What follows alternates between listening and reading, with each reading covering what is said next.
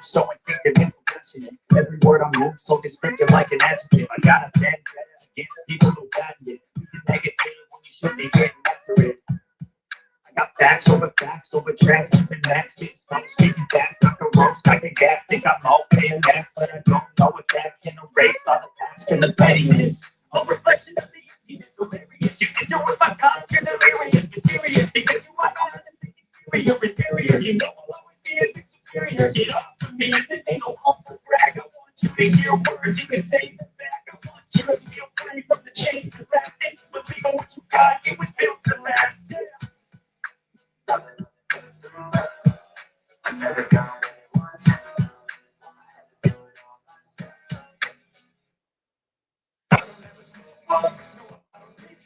I got no love for the things you wanna play tough and wanna hate this. I'll always show up.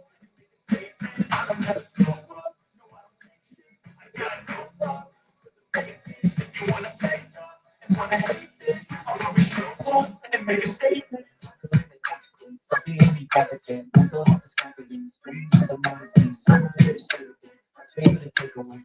Play a million mind games, that is citizens, something not illogical, something that is technical, rub it on and let you go, make yourself unstoppable, if you're indispensable, if you're always possible, if you just believe you could be so remarkable. Thoughts in my head, it collage and they spread, I'll be great one day, going off with my head, so I'm not giving up, no I'm not giving in, I will make it to the top, taking off, and knowing I gotta make it.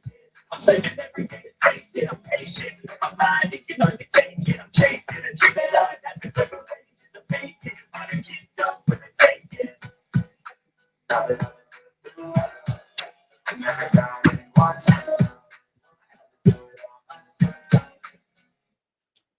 I don't never slow up. No, I don't take shit. I got no love for the things. If you wanna play tough and wanna hate this, I'll always show up and make a statement. I don't never slow up. No, I don't take shit. I got no love for the things. If you wanna play tough and wanna hate this, I'll always show up and make a statement. I don't take shit. I got no love for the things.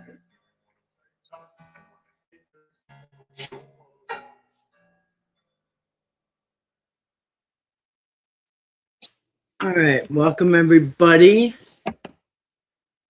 I hope everyone had a great day today. I'm going to move something right now. So I came in a few minutes late. I just got done feeding the animals. I had to do something new tonight because as you can hear, the little kittens that were in the big cage, they are now running free in my house. And I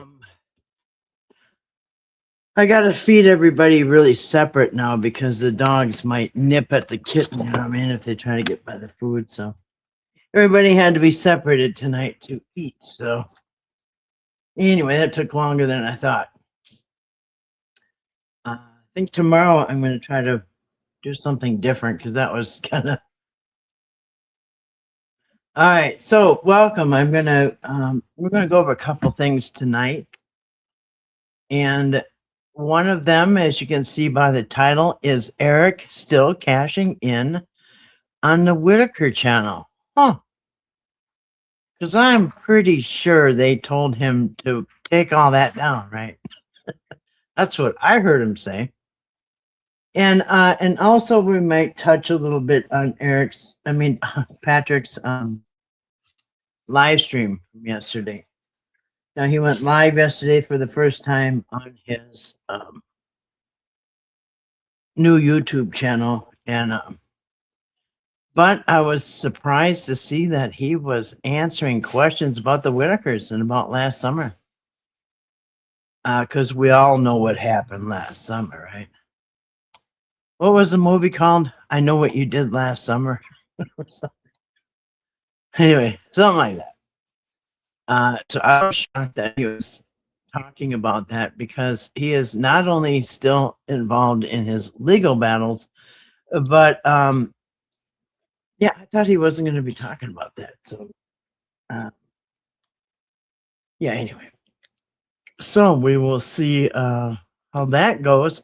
And tomorrow, I hate to be plugging this channel. All right, I hate to be plugging Patrick's channel, but think of it as going into a mine, and you gotta like get the gold out of the mine, right? If I get a little dirty to, chip at, get a few gold nuggets, you know what I'm saying? So hopefully he'll be spilling more beans because he kind of did spill a bunch of beans already. So anyway, I want to say hello to everybody in the chat. Why is my icon white? Wow. Like when Moses came down out of the mountain, he was all white and freaked everybody out. Yeah, I don't want to be freaking everybody out like Moses did. Anyway, good evening to TNT. You made it on time tonight. Yeah, and it's always good when you were here before me. Yeah, it's always so again, sorry I was a little late, but yeah, you did. You came in before me. Good to see you tonight, TNT. Now my monkey says, looking forward to some good conversation. Well, so am I. So I'm glad to see you guys in here. Good evening tonight, my monkeys. Yeah, so we got a few things to talk about. Let's see, and me too now. Yeah. Anyway, so yeah, I'm pretty much wrapped up for tonight. I got everybody fed. That was kind of. I gotta make sure nobody, because these little kittens don't know any better. They'll just run right up to the dog's food and they might get chomped. You know what I mean? I don't really trust any of them. All right, let's see. They're just not used to something galloping up and trying to eat their food. So anyway, hey Betty, hope you're doing well tonight. Hope you're doing good. Good to see you. Hey, there's Grace, my moderator. Well, there you are. I know. So much for my invite. Did you not get a notice? Mama Cat and everyone. Good to see you tonight. Meow. TNT, Florida, not Mama. Yeah, good to see everybody. Yeah, so gonna go over a few things because you guys, I'm sure probably most of you remember. Hey, Tina. Good to see Tina. Did I say hi to Tina? I don't remember doing that.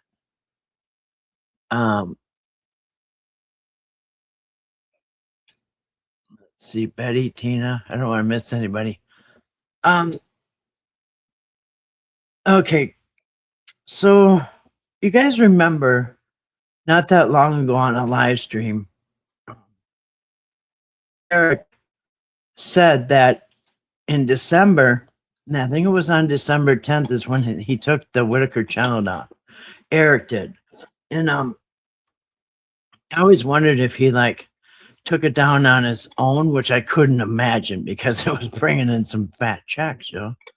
So, hey, Kimber and Brooks and Gardens, good to see you. Welcome. So I couldn't imagine Eric took that down in December on his own. Remember, I came and I said, yeah, they took the channel down, and I knew they would for probably different reasons. But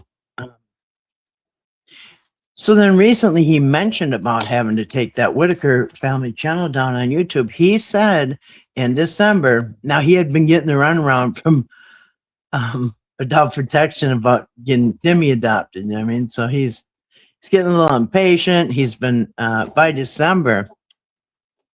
They told Eric, you got to take down that channel because you're whatever, you got to take it down. I don't even know what the reason was, but it was about the three that were abducted, or what do they call them? Extracted.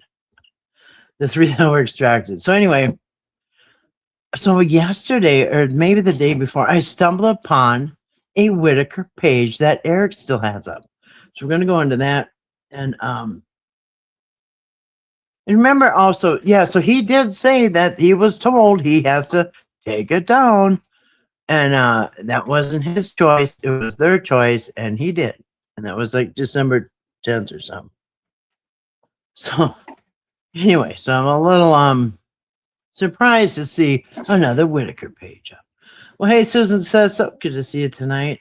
Late delivering diamonds. Awesome. Awesome.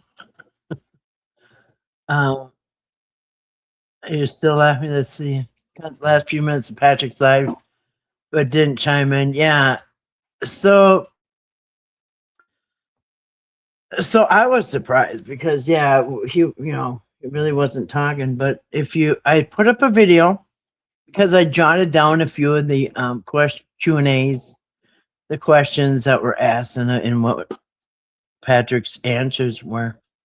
And so before we get into Eric's, his page, he still got up making money off him. We're going to talk for a minute about Patrick. And so yeah, I hate to plug his channel, but if you want to get some information, you know what I mean, some gold nuggets or whatever, I think it's worth it. And he said he's open to questions, and he said he's allowed to.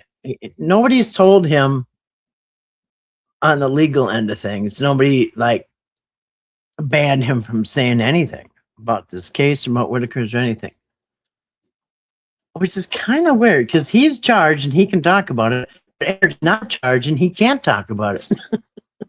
That is so backwards. But anyway, so he's been answering questions. So he's gonna come back tomorrow, and guess what? He's gonna have somebody from a skeleton out of Eric's closet, which is and there's a few in there. My opinion, there's a few skeletons in their closet, and they had they're wearing GoFundMe shirts. You know what I mean? And so they're gonna bring up the one that I've been talking about. And good for him because we were just talking about, hey, we need to look into, like the last few weeks, we've been saying, we need to look into these prior GoFundMes. And I did. I mean, if you look up Eric Carroll GoFundMe, there's some things there, some residue. And then if you look up Eric Carroll fundraiser, there's residue there. So we all know he's had, a trail of these fundraising things, and some have been questionable, allegedly. So, because obviously this isn't his first rodeo, and what I think happens, and I'm not saying Eric, but what happens is sometimes when people do these fundraisers, I won't name names, but if they do fundraisers, and maybe they get a lot off the top that, and they think, hey, and then they get a lot, they get away with it. And then they do another fundraiser and they get a bunch out of that, get away with it. They get bolder and bolder and bolder. And in my opinion, I think by the time Whittaker showed up, I think Eric was bold. You know what I mean? I think he was it was no holds barred. You know what I mean? Ground and pound on this fundraiser. So that was just my opinion. Anyway, so anyway, Patrick is gonna have one of those men up there from Eric's past on his panel because he's setting up StreamYard, and he's gonna get those people on his panel that are claiming that Eric did them wrong in fundraisers. So hopefully, people will come forward, because what I think is happening is, and I said this in my video too about the recap, is that I think Patrick probably feels like everybody thinks he's the bad guy. Well, that's kind of how he's kind of coming off, as like he thinks everybody thinks he's the bad guy and Eric's the good guy. No, Patrick, I don't think hardly anybody thinks Eric's the good guy. So, Patrick has you know, he's definitely is probably the one who's got the most reason to gather these people together because, you know, I imagine that he wants to show that Eric's not perfect either. You know what I mean? So anyway, I think that's what he's doing. and he said he's going to answer more questions. So um I'm going to come out with a video, hopefully either tonight or tomorrow. It depends if I get tired, too tired tonight, but um, either tonight or tomorrow before that live stream tomorrow night. I think it's in the evening. I'm pretty sure it's like 7 at night or something, or 8 his time or something. But anyway, so by then I'm going to come out with a video and I'm going to read off some of the questions that I have. Um, and then if somebody is there and Patrick's, because I'm not sure he's really going to answer my questions. He might even block me. I don't know. But I think I've been fair. Maybe he's a little sarcastic at times, but I think fair. And so I have some questions, some like big time questions. So I'm going to put out a video with my questions. So if anybody is there tomorrow night, and if I can, I'll be watching. I'm pretty sure I'll be able to watch myself. But anyway, so I'll put out, but also, so my question is, what questions do you guys have for Patrick? Because I can add them to my video. So when I do my video, do you guys have any questions that you want me to put in my video?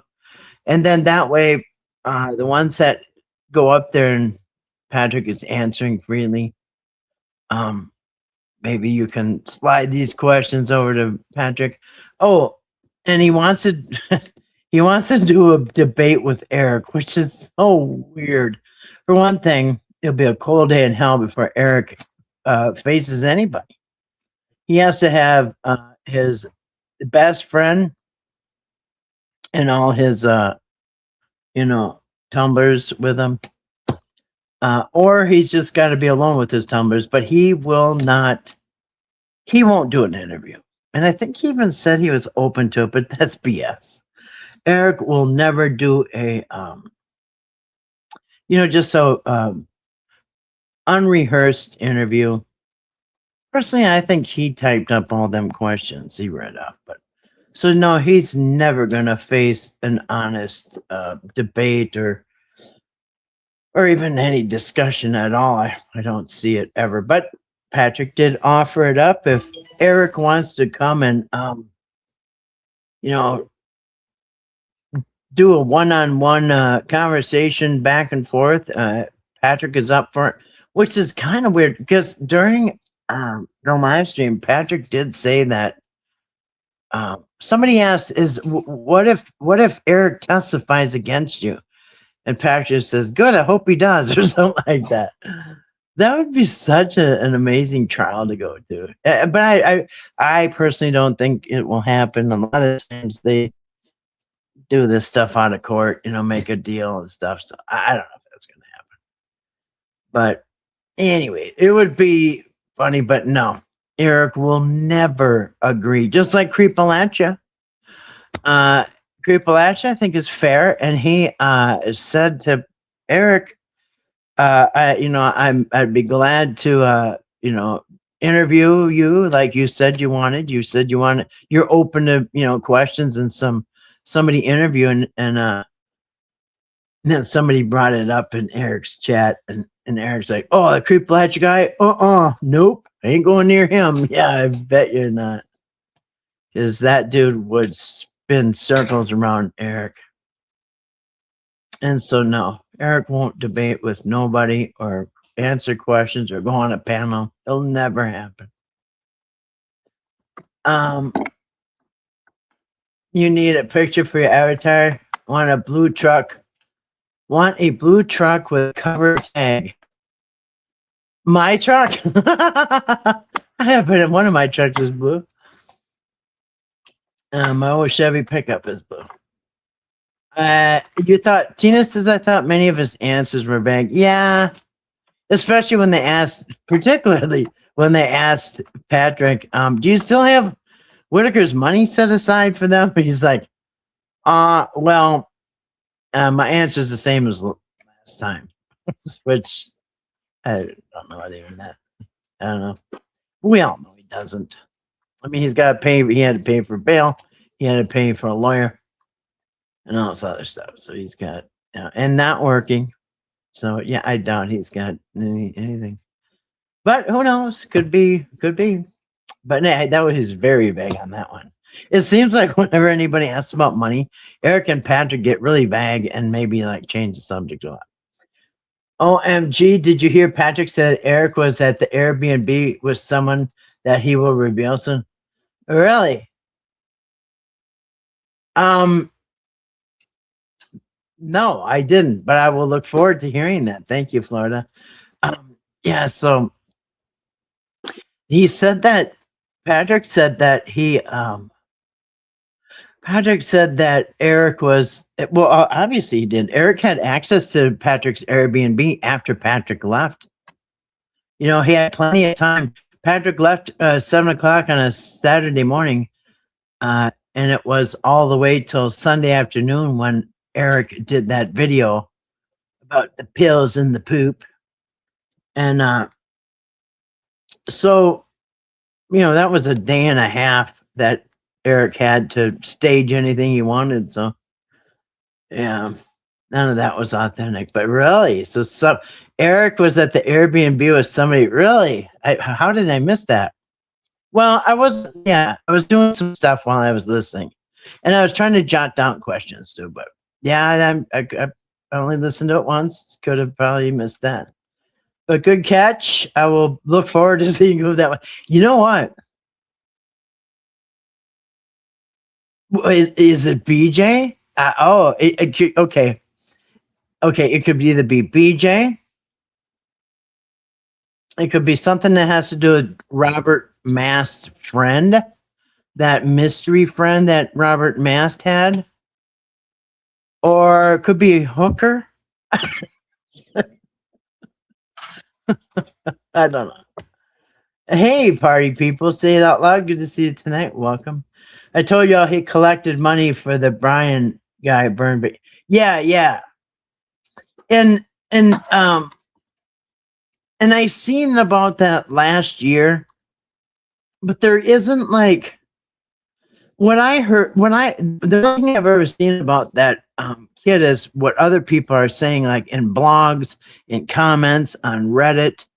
But there, I don't know if anybody's done like a really good video about it. But yeah, it was the burn. It was the boy that got burned. His mother was making something, I don't even know what, but it blew up, started on fire, and he got all burned. And they said he didn't have insurance. Yeah, and I think that one was the $80,000. I think it was 80,000 that they collected for the boy, and then they find out, of course, medical assistance or whatever. Somebody's going to pay for it. Shriner, somebody's going to pay for it. And they did. And so if it was legit, hey, what should have happened was everybody get their money back or forward that 80,000 to the burn kid. Oh, okay. How about you guys? Turns out, here's what it should have done. Oh, it turns out the kid got insurance at the last minute and he gets to have all those surgeries. So let's take this money, 80,000 or whatever it was, and let's either give it to the boy because he's going to need it. You know what I mean? He's got a long road ahead. Maybe it could be for college, or who knows? But give it to the kid, or we can give it back to you. But there's no way in hell Eric should have hung on to that money. And that's what it appears to be allegedly. And there's been I've seen comments all over the place. People are saying that. I've heard it over and over and over from different people. Hopefully they come forward. And I think that's one of them that Patrick was going to interview. So it should be pretty interesting. I did hear Patrick referred someone to Sarah's Facebook page for the real truth. Yeah. Yes. Sarah has been trying to scream from the mountaintops about him. And I hope, you know, and she has shared like almost all of my videos. Sarah has been a very, she's been a very active watcher, and she puts my videos on her Facebook. Do an avatar with her in jail with a sippy cup for her profile picture. Me? Oh yeah. I said me? Yeah. Well, I want a tumbler with a straw if that's possible. And I want some good store bought ice, and I really need well water. So if they could manage to do that, they accommodate you, don't they? Yeah, I heard that, but didn't see what her page name was because I blocked Jessica last year. Oh, Sarah Little, and Sarah Little is she's been on here a lot. Sarah's been on my channel a lot in the conversation. She's left comments and yeah, so yeah, she's in here quite a bit. And that's not really her real name, it's because obvious reasons. But that's her Facebook name. He soon found himself standing on the edge of the cliff. Oh, it's about time Patrick starts to fight back. Yeah. I missed that part. Yeah, then he probably feels that way too. Like Eric's painting the big picture, the pills, poop, and dip story. And I mean, like, yeah, how many times can you hear that? But I was surprised there's a lot of stuff Patrick said he didn't know about. Like he didn't know adult protection went to his house because that's where they went first, remember? Eric said so. Yeah, come up to Patrick's, and then they all went down to Whittaker's. But yeah, he wanted to make sure adult protection saw that Patrick's house had no walls and floors and it was unfit for Gimme. Yeah, he's got to come home with me. No visits to this place. Oh, and that's the day he didn't know he's on the ring cam, offering lunch and gas money to his friends down there at APS. Well, he thought they were friends. I thought he should have read the question and then answered. Kind of confusing. Yeah, because this is what he does. He goes, yeah, Brooks and Garden. Yeah, I'd say yeah about that. Florida. No, I'd say no. Not all the time. So like that. Like, okay, wait. What did Brooks say? What did Florida say? That's did make it confusing. So yes, that's a good tip for him, Patrick, or anybody. I mean, he's probably not listening, but anybody. Let Patrick know to read the question so we know what the hell yes and no you're saying to. Yeah, yeah, and that was a little confusing on some of the interesting answers he had. Couldn't really find the question that was asked. He was there with the West Virginia State Police and his wife. He was where? Oh, at Patrick's house?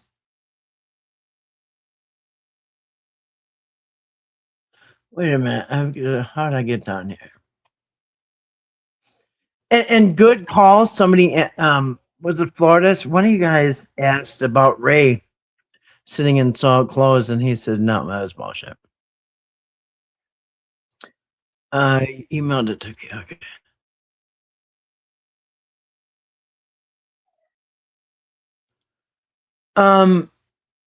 And I told you the guy at the Airbnb was definitely paid to shut up. He was told a crazy story about Patrick, how don't answer it, he's out of his mind or something. I've seen that technique before. Brooks and Garden said I asked Patrick if he was gonna after share wait if he was going to after his share for a contract, and he said no. Why? Get your share and the Whittakers their share. Oh, I did see that. So yeah, so Brooks and Garden asked Patrick, "Hey, are you going to go after the money that Eric owes you?" And Patrick, is that what you're asking, right? Or is that what you're referring to? Yeah, and I think to that he said I don't know what answer you get. I think he didn't know, but Like I said, he's got a lawyer right now. You can just ask the lawyer. You know, when you have a lawyer, ask him all the things you can. Ask him about getting a civil suit against for the money you owed. And don't worry about him countersuing you because you owe a fraction of what he owes you. Yeah, so then, yeah. You both be bad boys, yeah. I do feel sorry for Patrick. He's the only one. Yeah, that part is really unfair. But we should say so far. Patrick's the only one that went down. You know what I mean? So far. Because like I meant, I was on Toddy's live stream. I think it was yesterday. And I had just found something out. Guess what I found out? There's no statute of limitations for fraud charges. Yeah, I've never heard of that. I mean, no, wait, felony fraud. There's no statute of limitations for felony fraud, like the charges that Patrick got. Well, then guess what? It goes even further. In West Virginia, their law is there's no statute of limitations on any felony. You gotta be kidding. So if you stole a car when you're 18 or something, so when you're, in your 60s or 70s, you can get arrested for that. No statute of limitations on felonies. Like, that is crazy. Wow. Just wow. So, I would guess that would make Eric have to look over his shoulder from, forever. It's not like you can say, wow, after 2 years. Because, yeah, civil cases, yeah, it's after 2 years. You got 2 years to file a civil case, right? For the money part. That's 2 years or whatever. You can look it up in West Virginia. But, and misdemeanor charges, yeah, there's statutes of limitations on misdemeanor charges, but no statute of limitations on any felony. It's like, that is crazy.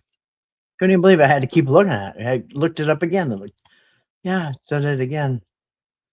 But yeah, so Eric will probably have to look over his shoulder for, on and wonder if that's going to come down the pike. Because, yeah, not like you can say, okay, it's 5 years, I'm not going to get charged. No, not in that state. I'm sure it's limited to what he can and cannot answer. No, well, he said legally, no, he can say anything he wants. He was not told by anybody that he couldn't talk, which is a surprise to me. But I think common sense, if it's going to hurt your case, he will decide not to say certain things. And he did say that there might be some things I don't want to answer, but there's nothing that I legally can't. I want to know why he left the Airbnb just because Eric told him to. He doesn't seem like a guy that backs down so easy. Well, it was in Eric's name. And Eric's got this Doug guy wrapped around his finger. And Eric had all these men with him. And what did Patrick have? A woman, a kid, and a broken leg that he had to, it's pinned together, you know what I mean? And he's in a wheelchair. So, yeah, but remember, Eric told us over and over, it's in my name and my name. Patrick did say West Virginia State Police investigation still going on. Yeah, because we've never been told otherwise. Oh, we're all going to get sued. Oh, now I'm going to have 2 process servers probably fighting over who can get through my gate first. I asked him nicely about other creators say that Ray was always sitting in shit, and I didn't think so. What did he see? He said that's total BS. And that I believe that. Because just think about it. Yeah, so I think there's 2 videos, one from Mark. For sure, one is from Mark. I can picture it in my mind. The one where he's going, all of a sudden he jumps up and everybody's like, whoa, and then he runs in the house and he's got shit all over. That's one. And then I think there might be another one. But it's hard to tell because he sits and he dribbles that chew juice in his lap. So it looks like he peed his pants. I don't know. But no, I think there's 2 maybe one for sure, maybe two documented videos of him with crap in his pants, but there's 100 other videos where he isn't. And Patrick is the one that stayed the summer, uh, going in and out of that house and bringing Ray with for the whole day. So no, I don't think so. I asked him nicely. Okay, yeah, he did say it was total BS. I'm going camping this weekend, so I may not be able to catch this live. Oh, yeah, that sounds fun. Have fun camping. I used to go camping with my kids. We used to go to state parks. And this is right when they got out of school in the beginning of June, and take a week off at work. We'd go. It was fun, but my kids got to be teenagers and they thought it was boring. Can you go live and stream his live and we just talk about it's rolling? So you're basically doing a voice over his. Um, I think it's against terms of service to go the exact same time because it's like I'm robbing his views or something. I had to check that, but I could go live right after he gets done and we could go over it. I don't know about the same time though, because I know if people want to get nasty, they can strike you for doing that. So I'm not sure. Good idea though. I know people do it, but I think it's frowned on. Eric is such a chicken. He keeps his comments up. Yeah. You know, even talking about after the chat. Yeah. Yeah. So if you go on every one of his live streams with like 10 or 15,000 views, there's no comments. Yeah. He is a chicken. He can only take compliments. That's it. You emailed it to me? Okay, Susan, thank you. I got to figure out how to transfer it onto my thing. Yeah, I love camping, have fun, and yeah. Yeah, have fun. That does sound fun. I liked it. But after a few days, my kids always got tired of it. They'd want to find the nearest town with a McDonald's or something. I mean, and they didn't have internet back then. I think it'd be different if it was the kids now that could bring their, their phones or whatever. But yeah, we totally, roughed it in a tent. A nice tent, but nonetheless. Let's see. I just lost my spot. Yeah. Um.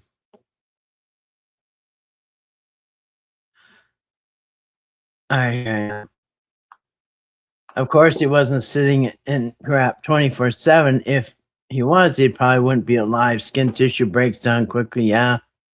Yep. Anybody who's been a nurse's aide or a nurse or worked in a nursing home, um, or any, um, ICU or anything like that, you know that. Um, yeah. Or let's put this way: you ever have a baby? Yeah. Um, that's why the baby's diaper has to be constantly changed every time it's wet or soiled, is because that baby will get a diaper rash. Well, they don't want to sit in it either. And about the diapers, so I think Eric put a diaper on Ray or something. I don't know. Somebody tried to put a diaper on him, and yeah, as soon as he got home, he went in the house and dropped his pants and kicked the diaper off and put his old clothes back on. So, which shows you he's not used to a diaper, probably because he doesn't need one. But he doesn't. He wasn't going for that. Yeah. Until the case is over, neither of them should be talking if they have any such. Yeah, I agree. That's why I'm shocked that Patrick is doing that, because maybe the cops in the court didn't tell him to not sin. They're probably hoping he does. The court system probably is hoping he goes, and the prosecutor's hoping Patrick goes live and talks about this. So no, they probably didn't tell him to shut up. They're probably rooting for it to happen, but his lawyer probably should have told him to zip it. I love creeping at you too. He would have rain diapers if that was the case. Yeah, it's just another Eric line. That's I'm. That's why I'm gonna have a bunch of questions. Hopefully, somebody will pitch them at Patrick. Um. Oh, I asked him. Yeah, I saw that. Florida says, and I asked him when he saw things going south, why didn't he and his friends just kick Eric's ass out of there? He said he couldn't because of his leg. Well, and maybe he doesn't have any friends. You know,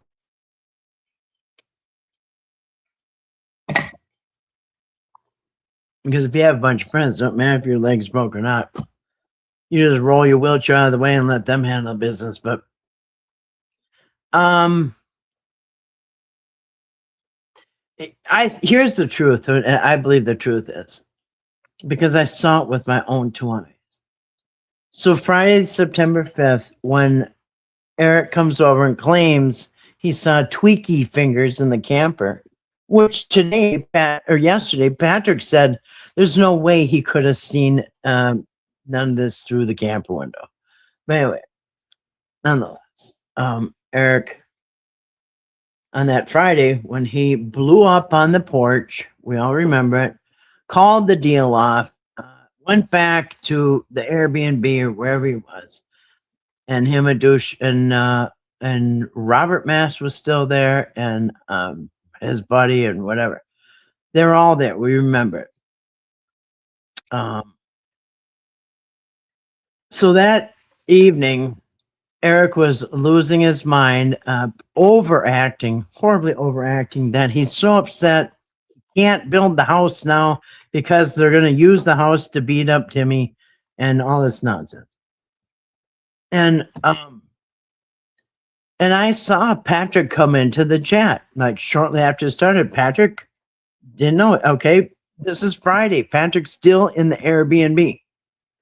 Patrick comes in the chat. And he says something negative about BJ, like, yeah, that bitch or whatever. And Eric says, oh, well, look who's here, something like that. And he starts like dissing Patrick. And Patrick was like a little like surprised, like, what? Yeah, Patrick, that's this time that we found out when you found out. We all found out together that, yeah, you're out too, Patrick. Not only Tweaky Fingers out, Whittaker's out. He can't get Timmy. Him and his friend are mad. They're going to get APS to go down there and take the family. Timmy doesn't belong there. I want Timmy.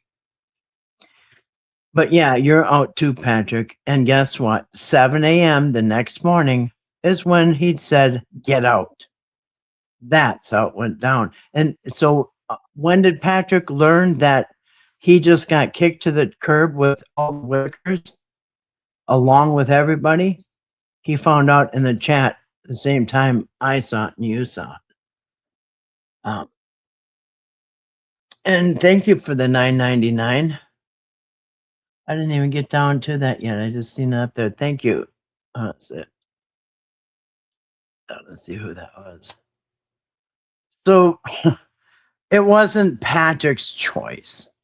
Let's put it that way. He found out that they broke up when we found out that they broke up. Because yeah, he came in like he thought everything was cool. So he never saw anything going south until he got kicked to the curb. Thank you, Aquatech. Thank you. Hey there, everyone. Good to see you tonight, Aquatech, and thank you so much for the $9.99. I appreciate that.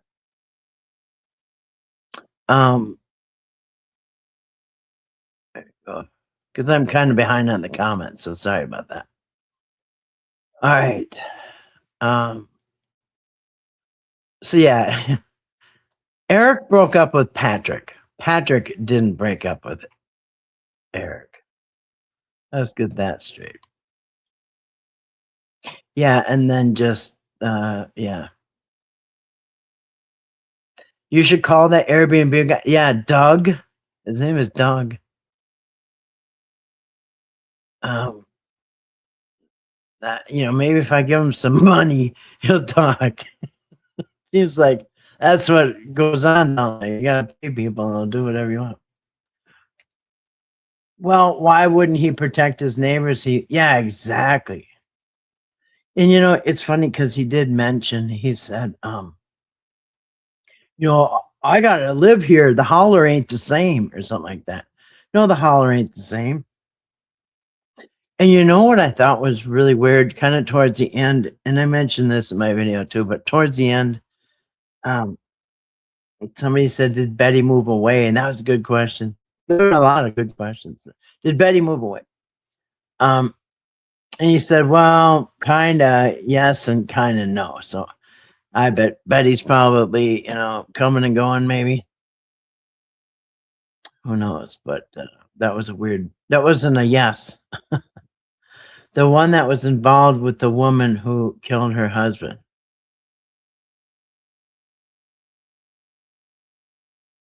Oh, wait a minute. What?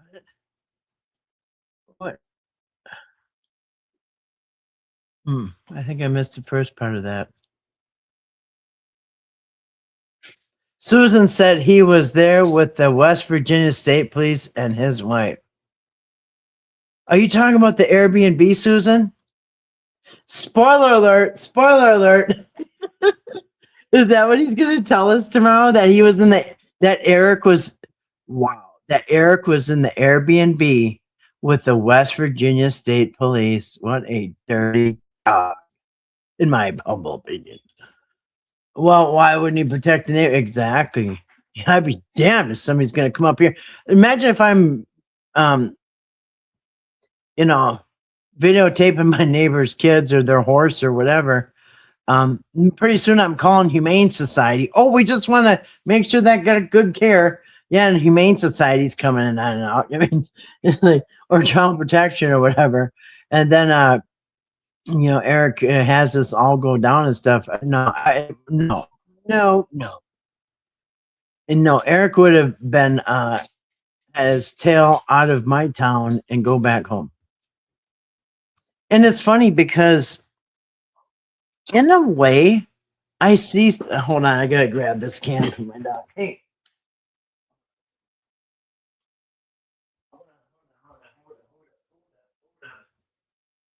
Yeah, where'd you go? Where did he just go?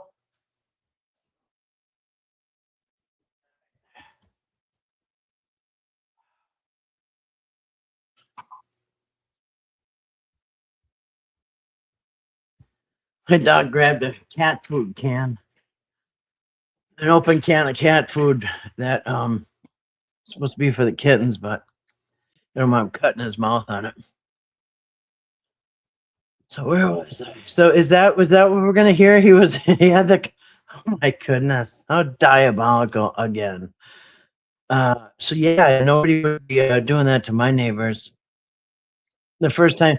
But what I was gonna say is, it seems like Patrick was afraid of Eric, and it also, oddly enough, seems like Eric was afraid of Patrick, but Eric was just the bigger manipulator. I mean, he was, I should say, the better manipulator. The one that was involved with the woman who killed her husband.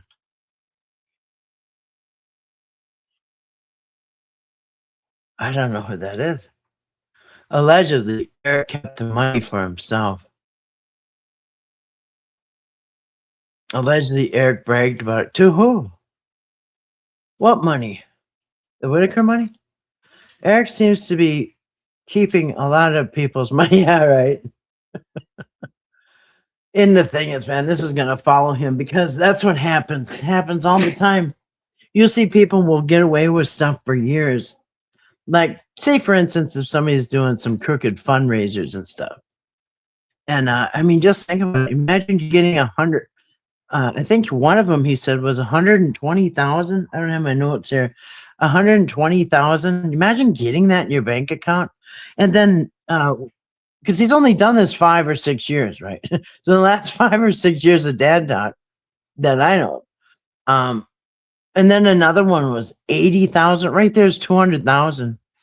That would be like, wow. And then you want to do more, and now you got Whittaker's money. Like, where is all this money going? because I seen his house. It's humble. It might be it almost looked like a mobile home. I think it was. I think it's a mobile home with an addition. But anyway, where's all this money going? But yeah, why wouldn't he protect his neighbors? Especially like there, like small towns in certain areas, people are tight knit. And to me, it seems like that community is tight knit because we heard about people throwing rocks through Whittaker's windows, but what we didn't hear about is all the people that love the Whittakers. Because yeah, you don't hear about that.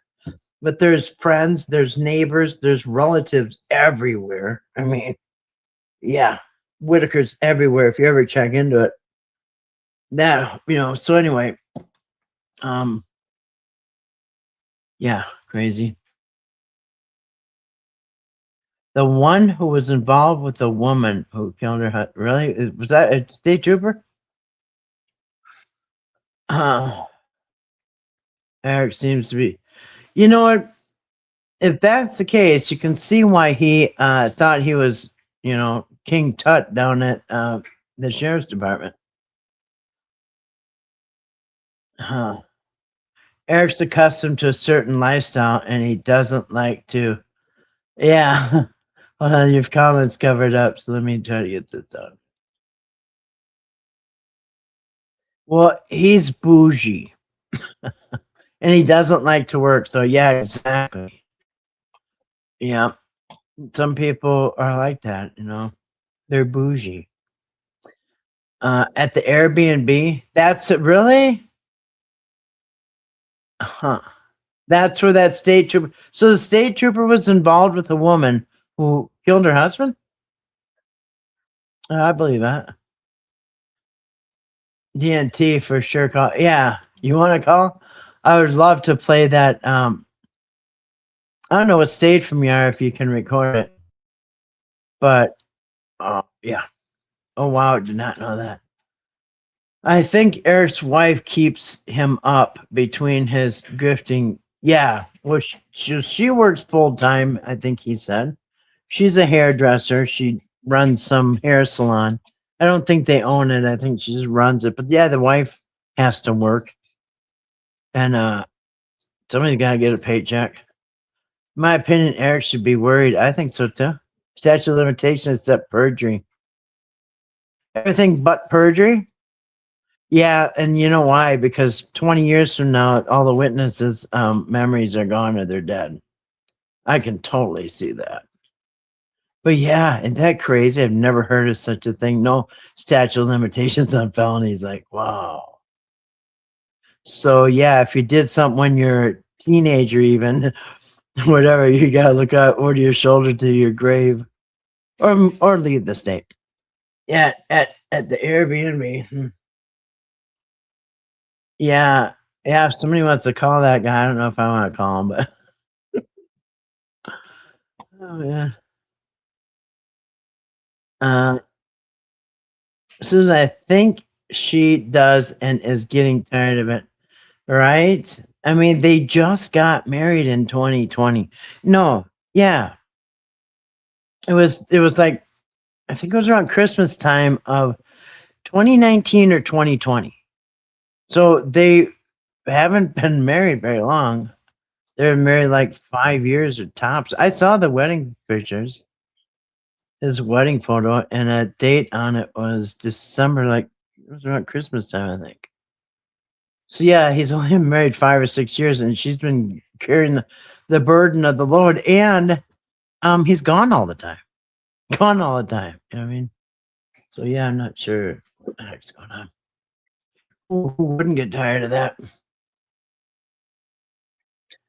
Yep. He said, I think at the beginning, which I didn't watch, but in the chat, that some questions he would have to read the comment aloud from attorney. That's not his attorney next to him, is it? Because when they were setting up his live streams the day before, so what was that? It must have been Tuesday or something. Anyway, when they're like testing the live stream, and there's a guy there teaching them, the guy would like lean off the camera and take a hit of something and then come back and look and then lean off the camera to blow it out the cloud. So I didn't think that was an attorney. I don't know. I mean, he could be.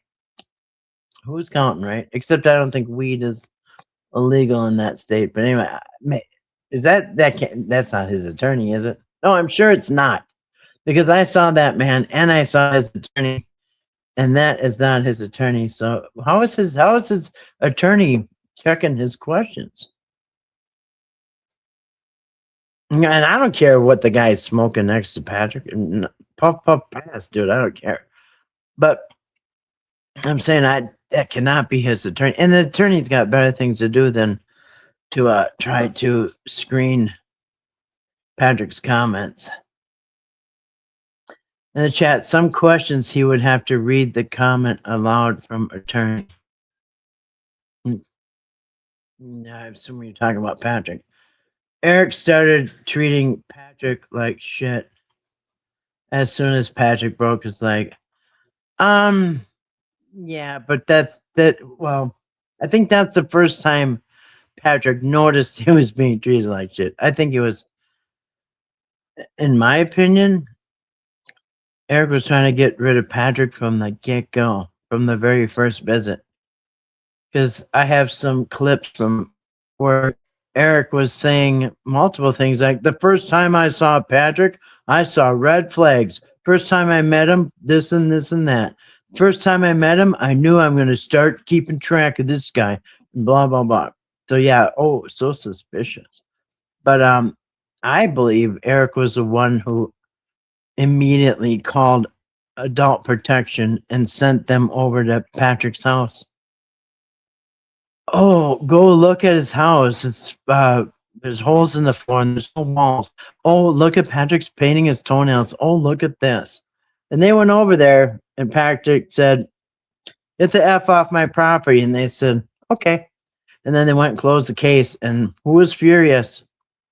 Not the people. It was Eric was furious. Why are you mad, bro? Why are you mad? Maybe because you're the one that called him. And then he even one time, because if you listen close, he tells on himself. One time I told them that the first time they went there, they dropped the ball. And now it's time for them to make up for it. Like, wait a minute. How do you know anything about the first time they went there except what Patrick said? Yeah, they tell on themselves. But that's the first time he noticed, but I think he's been to that crap the whole time. Yeah. People like Lawrence don't think the way we would do. We would worry, and narcissist does not. I was married to. Actually, you're right, Kimber Farms. I bet he's not looking over his shoulder because he's, for one thing, narcissists feel entitled to everything. What's mine is mine, and what's yours is mine. Everything's mine. I'm entitled to everybody's everything. And they don't think that they've ever done anything wrong. So therefore they don't have a guilty conscience and they don't look over their shoulder. Well, I didn't do nothing wrong. That's my mind. Let's be real. No way would Carol allow Ray in his vehicle if he had shit on. Exactly. When Eric kicked Patrick out of the Airbnb, did he then go to Betty's and see BJ in the trailer? No. Friday, about 5 o'clock, is when he claims he saw BJ in the trailer. It was 7 o'clock the next morning when, well, let's put it this way. Friday, September 5th, at 5 o'clock, the big blow up happened on the Whittaker porch. Eric claims tweaky fingers in the camper, deals off all this stuff. Him and Douche went back, did live streams for hours, trashing Betty, trashing Larry, and trashing Patrick. That's when Patrick was surprised, like, hey, what? And I'm pretty sure he blocked Patrick at the time. Patrick gone. And then it was 7 o'clock the next morning that Patrick got a phone call telling him to get on the Airbnb. Yeah. Mr. Clean Jeans wouldn't allow that, right? Father's Day trip with my son, his wife, and their 4 little boys. Last camping trip with them was my birthday and the weekend of Eric's fiasco with the Whittakers when the shit hit fat. Really? The last trip was last August, huh? Mm, that does sound fun. And yeah, this weekend is Father's Day on Sunday.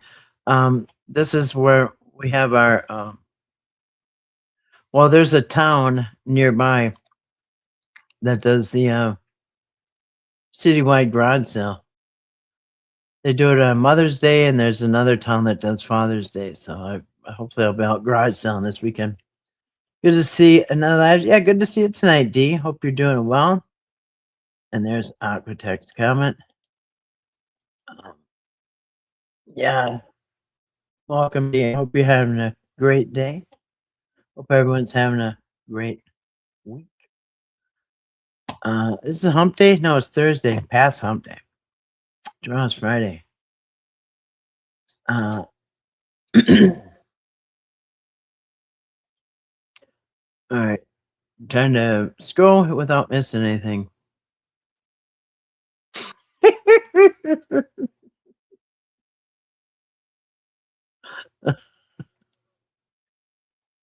Oh my goodness. This Grace had to block somebody. And that's rare over here because we just don't really have drama and we don't have a lot of trolls. So I just like to look at the comment. That was kind of funny. Oh, somebody was spam-a-lam-a-ling long. Yeah. Yeah, she's fully aware of everything. Okay. P. Cooper. See ya, but thanks for stopping by. Appreciate that. Thank you. Awesome. You're awesome too. All you guys are. Thank you, Aquatech. The fact that Eric wanted to just jerk Timmy away from his mother shows what a POS Eric absolutely. And it's so ironic that he has a channel that tries to scream against breaking up families. Yet he's breaking up a family. Like, that is just bizarre. And oh, we're so strong about parental rights, parents' rights. What about Lorraine and Betty, who raised this kid till he's almost 50 right now? Had a few Pauly D moments and wanted to yell awkward. Pauly D. Yeah. Well, hey, Alicia, good to see you tonight. Welcome. Hi, Aqua. So nice of you. So she most definitely was fully aware of everything. Uh,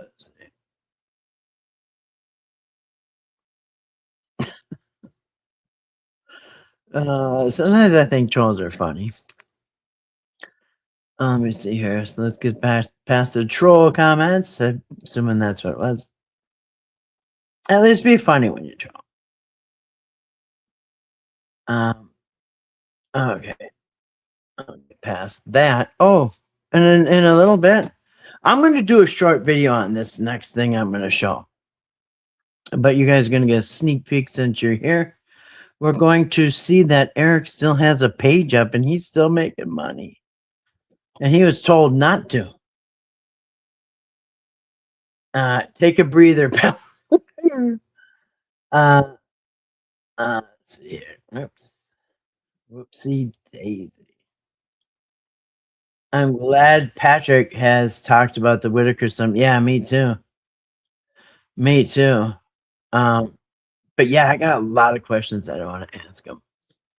But he probably want to answer me, so I'll put out a video with the questions I have. Maybe you guys can ask him.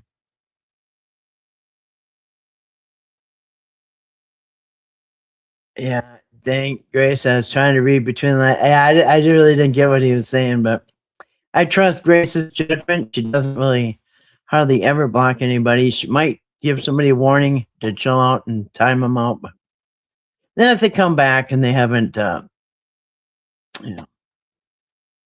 chilled out, then she does something. It seems like Patrick seen them much except for maybe Ken. Yeah, that's what he said. He still sees Kenny because Kenny likes his beer, and I don't know. Maybe he's up there having a beer with him. I don't think Patrick's allowed to drink, but um, I think that sometimes Patrick maybe had Kenny do some things for him here and there. So they're probably still friends. Kenneth might be keeping Patrick up to date about them. He could be, but if you noticed, Patrick really didn't say a lot about the personal stuff about the Whittakers. I mean, a little like Ray, but not really. He wasn't really forthcoming with a lot of information about what the Whittakers are doing now. He just basically, I don't see him. I don't know. Uh,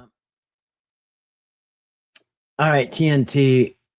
Kenny seems to be the smartest guy there. Yeah. I like that Kenneth would bring the firewood. Yeah. Yeah. I think, yeah, I'm not really sure what's going on there. And I gotta mention this once again because it cracks me up. Remember when Dwayne? Yeah, I do. Motorboated Patrick. Yeah, you got to find that clip for us so we can get a good. Oh yeah, yeah, it's on Dwayne's. In fact, I do have a clip of it. In fact, I was the first one that clipped it because I was the first one that saw him put that up because I was subscribed to Dwayne out of curiosity. So yeah, I put that clip up and I thought it was funny too. um Man, Dwayne in that video, and that was right after Eric got charged. And he was really dumping on everybody. Um he took some digs at Eric, he took digs at Patrick, and he took digs at the Whittakers. And even the Whittakers' porch, he made fun of their overhang. Like, it's a great overhang. What are you talking about? I mean, it's a porch. What do you expect? You know, massive pillars. What do you want? But yeah, he made a fun of their porch. Oh, or should I say overhang? Let's see what you got. Uh, yeah, I have that clip actually. Yes, I should play it once in a while. I don't remember anything about a woman who killed her husband. Yeah, I don't remember that either. Maybe it's a local. The sheriff was seeing the woman who offed her husband. Hmm. Did she get away with it? Right, TNT. That guy Dwayne has vanished. Yeah, he knew when it was time to split. He has Susan. Hey, Kathy from Upper Peninsula, Michigan.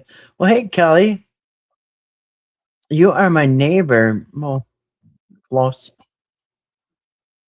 Welcome. Welcome, Kelly, and welcome, Michigan. Hello to Michigan. I don't understand why Eric wasn't arrested. I think he will say things about Patrick at Patrick.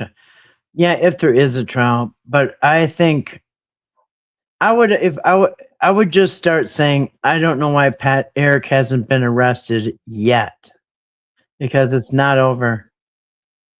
There's a lifetime statute of limitations. It's wide open. There's no statute of limitations on felonies, so yeah, he hasn't gotten arrested yet, but I don't think he's out of the woods. Until he's cleared, and yeah, I just don't see it. They're going to deal with Patrick first, and then they'll probably go after him. Okay, hold on a second.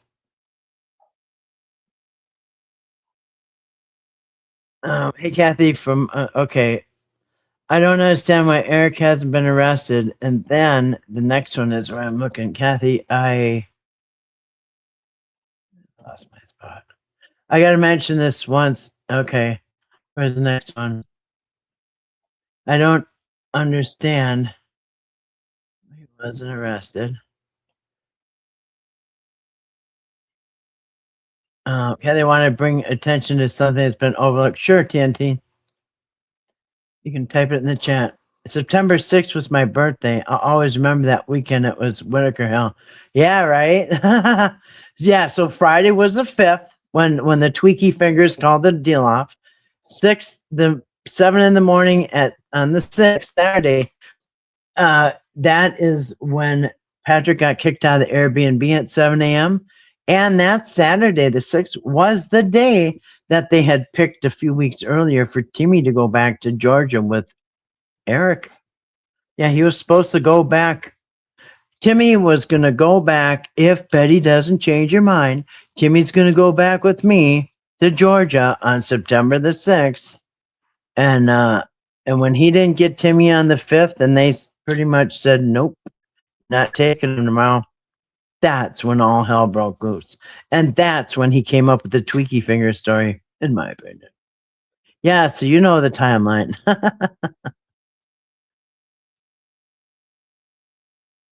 It could be because federal charges take longer. International wire fight, yeah. And they probably want to get Patrick case situated. They like to use one against the other. Right. And yeah, I think it's federal, and I think Eric's charges are more complicated and bigger. It's Eric's fault that APS took everyone. Mark never did that. No one else did. No, they didn't. It'd be a shame if Eric doesn't have to give the Whittakers any money. Yeah. I don't think there is any money left, but yeah. Yeah. And I don't know.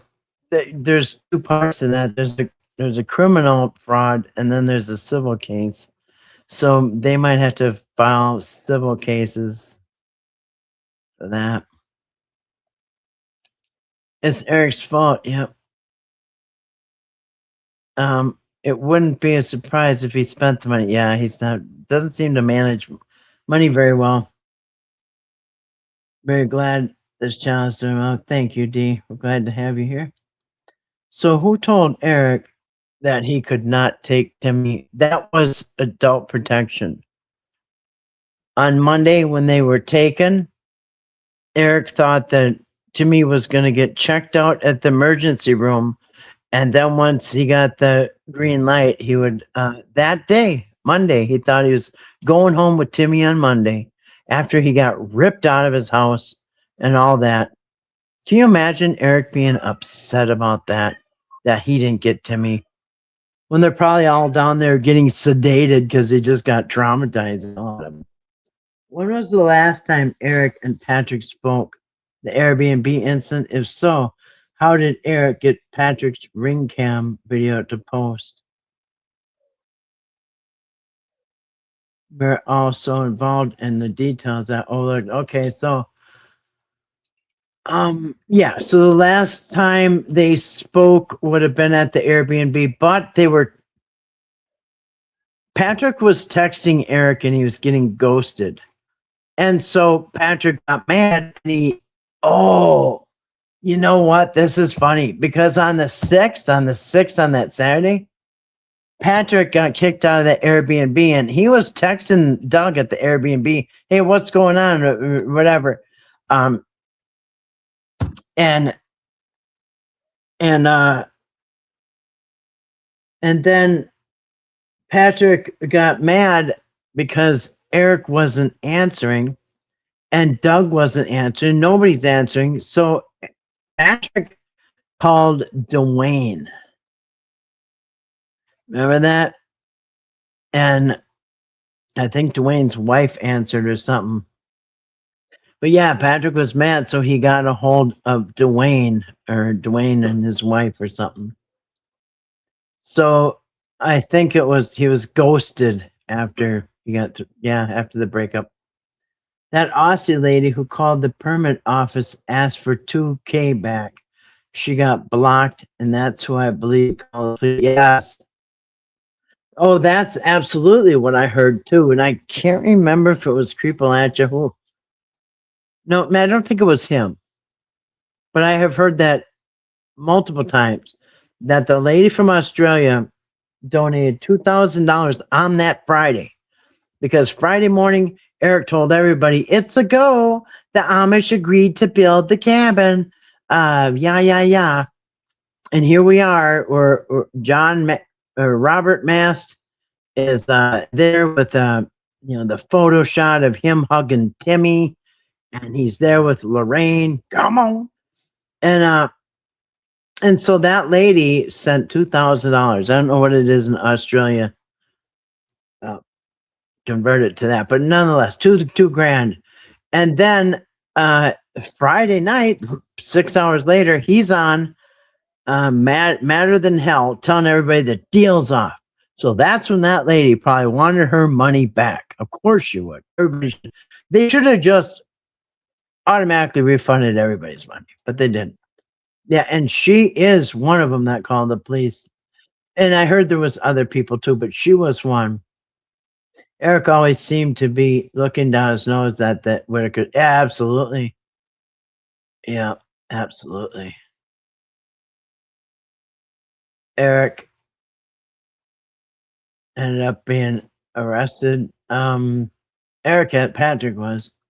Unfortunately, in my opinion, I doubt Eric will be charged. Patrick was charged because Larry and Betty signed a criminal complaint saying that Patrick took donations and didn't give them anything. Not anything. Yeah, and that was actually published. And so I read the complaint too, and what West Virginia put out to the public is basically what that report said. I don't want to read the report because I don't know if it's legal to do it while the case is still open. I don't want to cause a mistrial or get myself in trouble, but basically that criminal report said what they released. What they released was a abbreviated version of that report. And yeah, Betty and Larry signed the criminal complaint because the police asked them to. It wasn't like Betty and Larry's idea. I don't think they had it in them to do that. If Betty and Larry would stand up for themselves and know their rights and take action, none of this would have happened. But because they're passive and everything, they got walked all over. So I think the police asked Larry and Betty to sign that complaint. And now in the interview yesterday, on Patrick's live stream, Patrick said that he didn't get nothing sent to his house. That's not what we heard. But Patrick said it was some clothing, coloring books. But then there was somebody else who went to his house and saw a whole table full of gift cards. I don't know. I don't know what got sent there. I'm sure they'll iron all that out or try to. But if Betty and Larry signed a criminal complaint, they could have also signed a criminal complaint against Eric, you know what I mean? And as a matter of fact, that criminal complaint barely mentioned Eric. Eric was just a side note. That criminal complaint was all about Patrick. The only mention of Eric in that criminal complaint that Betty and Larry signed, the only mention of Eric was that he was the one that knew about the monetizing social media sites, and that was in the paper too, and then published. You know what I mean? So yeah. So I mean, they could have just as well signed one against Eric, but and then in fact they did. They got brought to the grocery store, I think twice. Well, they got brought to the grocery store once, and it wasn't fill your cart as much you want like Mark did. It was, I think they had a limit, but nonetheless. And then I think Eric, because he even bragged that, and I'm sure he got very heavily reimbursed, but he said that Betty would ask them to pick him up something at the store, which so what? $5-10 here and there. He made a big deal out of. So no, they didn't get nothing. Eric didn't give him nothing either, except a little bit of groceries once or twice. The current charges against Patrick are for prior to Eric. Yes, and that's what. Yes, actually, it was. But that's why I think something's coming down the pike for Eric. TNT Brian Cody posted it. Brian Cody did on Facebook. Once it's posted, everyone has it. Yeah. Hey, Glade, good to see you tonight. Welcome. Hope you had a great day. Glades. Suni and she has spoken to interview. Sunny and she has spoken and interviewed by West St. Paul. Really? She was the one that saw all them gift cards all over the table, right? When she went to Patrick's. And I think Suni or Sunny, whatever her name is, I think her name's Megan, right? Or I don't know. She had like 3 different names. But I think she videotape inside Patrick's house. And then she gave that to the police. Supposedly someone saw him downtown selling stuff out of his truck, sheets and stuff. Absolutely. That has been told by the local people that sheets, certain things. And I thought one time he admitted it, but said Betty was with him. Oh, Betty knew about it. She was with me. Remember that? Does anybody remember that? First time last fall that it was brought up. Hey, Patrick, were you down selling the Whittaker's stuff in the parking lot? I could have swore he said, yeah, but Betty was with me or something like that. But yeah, it was sheets and I don't know, some household stuff. Yeah. Susan Senso said, well, the West St. Paul police should arrest Eric because he accepted donations and didn't give it to it. Absolutely. I made a video and a clip of him getting a $200 or $300 donation, specifically said, please make sure Timmy gets this. And Eric's like, yeah, the problem with that is that YouTube takes out a certain percentage and then we have to wait till next month. Like made a big deal like it was going to be a pain in the ass. And then they talked amongst themselves. How much is it? And Dwayne's like, well, I think it's 30%. And they're trying to do the math. Okay, would that be 280? No, it'd be 240. No, I think it's 260. And none of them could figure out what the hell they were talking about. And they made it all complicated until everybody lost interest and then they moved on to the next thing. But yeah, he made it sound like, this is going to be so hard and it's just so complicated. Thanks. Had a busy day, but happy I could get in it. We're glad you're here too. We're happy too. And my monkeys, that's what I heard also. Yeah. Yeah, and gosh, I thought somebody even had a picture of it. Maybe not. Was he? I didn't even know what he did, but yeah, sitting in the parking lot. Because I could have swore that he said he admitted to it, but said Betty was with him. But now he says that never happened. I don't know. No voice recorder? For who? Where was the criminal report found? On the website or a request?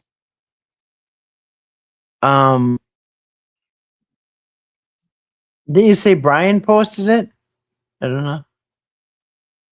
Oh, and well, there was a summary of it put out by the West Virginia State Police.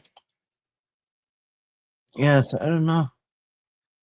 I remember that Lorraine was looking at Robert Mass like he was crazy. Yeah. She did. And yeah, because he's saying, what do you think, Lorraine? You got a new house. We're going to get you a new house.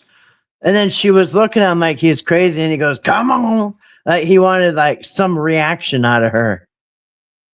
And by this time, they've all been talking that these people need to go. They're trying to get Timmy. They're breaking us up. She's listening when nobody's around and they're all there by themselves. She knows what everybody's saying. They all know what everybody's saying. He was definitely caught selling stuff. I remember that, right? I thought somebody even took a picture, but there was like proof. Betty saw gifts sent to her That is incredible. Exactly. Facebook, Jason. Yeah, Jason something. And he also, Jason has the one, Jason had a copy of the contract too. So Patrick must have given him this stuff because Jason also had Jason posted a picture of the contract, but it was so tiny and blurred out you couldn't even read it. Hey, Italian girl. I didn't get notified, but oh, sorry for you didn't get notified. It seems that'd be happening a lot. Yeah, that Jason guy, he put out the contract too, and I would have gone over it, but it was so little and blurry, I didn't even bother. Other people went over it. And it don't matter. It wasn't fair. Probably not even legal. And and I think there was an issue brought up by the police or investigator. Somebody, I saw somebody that said that they legally shouldn't even have signed a contract with these disabled people. Timmy, Ray, and Lorraine, they didn't sign a contract, but they were in the videos, right? Out of my pocket. I remember, yeah. And she even pushed those guys away with her cane. And then what happened? 6 hours later, 4 or 5 hours later, yeah, Eric comes back at the end of the day with his friend Douche, and they go and yell at the family and accuse them of harboring BJ, who lives there. Isn't that something? 46 years, and Larry was never scared of BJ. It wasn't until the 3 weeks that Eric spent in August around the Whittakers that Larry and Betty suddenly became afraid of BJ. But somehow, when Eric left, they're not afraid of BJ anymore. And they haven't been afraid of BJ since. So out of 47 years, only 3 weeks were they afraid of BJ. Coincidentally, the 3 weeks that Eric was there getting court orders. Otherwise, nobody's been afraid of nobody. And nobody has ever been, and I looked, unless it's hidden, nobody's been charged with domestic assault or anything in that house. Nobody's ever hit anybody. In fact, they're like the most chill family there is, you know what I mean? Don't feel, yeah, Grace didn't even get a notification. Yeah, Jason McClellan. Yeah, I think that's what it was, Jason McClellan. Yeah, he had a contract. He had a copy of the contract that they signed. Well, a couple of them signed. I don't think Eric ever signed it. And if Eric didn't sign it, he's got no business ever doing this again, as you know, all the other reasons too. But to me, that's intentional. Maybe he'll think it's not valid if he doesn't sign it. Of course, Whittakers and Patrick, they didn't even notice he didn't sign it. I had a big day today, but I'm laying down this. All right, well, I hope it went well. Grace, why did we get left out? I don't know. The douche will get, yeah. He named himself that. Yeah, I left her out. Allegedly, I heard BJ was complaining to cops because she couldn't get her hands on the money like she did with Mark. Well, and they had every right to, because her dad and her Aunt Betty weren't speaking up for themselves, and they're being steamrolled by big city boy Eric. And so I'm glad she stood, and that's why it was Operation Get Rid of BJ. From July 21st, the first time they didn't get no money. Good for her. I've been camping since May 10th. Really? That's a long time to be camping. Dang, you're a trooper. That is a long time. Dang. What is that, like 5 weeks? BJ's family, they protect her. Yeah, good. Kathy, my shoulder feels better after you tell me lots of people have torn tendons and they're doing just fine. Yep. Yeah, and you know, I do want to mention, you guys, every single person has healing powers inside of you. And I'll just tell you something real quick. I learned this many decades ago. And I won't even get into the story because it's kind of unbelievable and I don't even want to go there. But I found out one time that I was able to heal people with my hands. And I found out when I was working in a doctor's office. And I don't even want to get into that story because this is crazy. But people started telling me that when I touched them, things were getting healed. So, and I didn't want to get fired and all that stuff. So I had to like shut that down. And but anyway, and then later I learned that we all have that healing power in our hands, and especially in our hands, because that's coming from the heart chakra. And I never used to believe this stuff, but I just want to show people real quick. In the palms of your hands, okay? In the palms of your hands. Actually, your whole hands have healing powers, okay? You gotta learn this because this is stuff we're not taught. And you can just, and this is how people put hands-on healing. And hands-on healing is in the Bible. We're supposed to be able to put our hands on people and heal them, just like Jesus did. And that's what he was teaching people. So, you just put your hands together and just, feel the heat coming out. You're going to feel heat coming out of the palms of your hands, okay? So you can run the palm of your hand up your arm real close, and you'll feel the heat coming out of the palms of your hands. It's like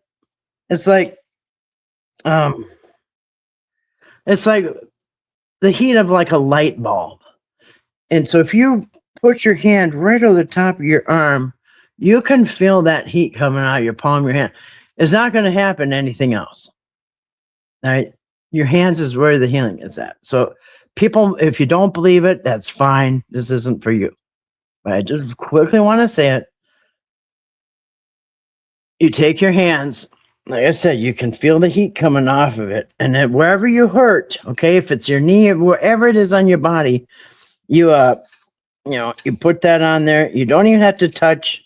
It helps for other people too. It works for other people. So touch the spot that's healing or that's hurting. And I always imagine like the pain dissolving. Like, those commercials, Alka-Seltzer commercials where they drop the Alka-Seltzer in the glass and it's fizzing until it dissolves. That's what I always picture. Like the pain or whatever is there is just dissolving and coming. I'm telling you, it works. But there's a lot of people who don't believe it and won't even try it. But yeah, you do have healing powers in the palms of your hand. Grace says, think of it in simple terms. When you rip off a hand aid, you automatically put your hand over your so when you rip off a hand, I don't even know what that means, but I think I know what you mean. So a band-aid, band-aid, I think I know the point. So because that's why the mind is a powerful thing. People don't realize it.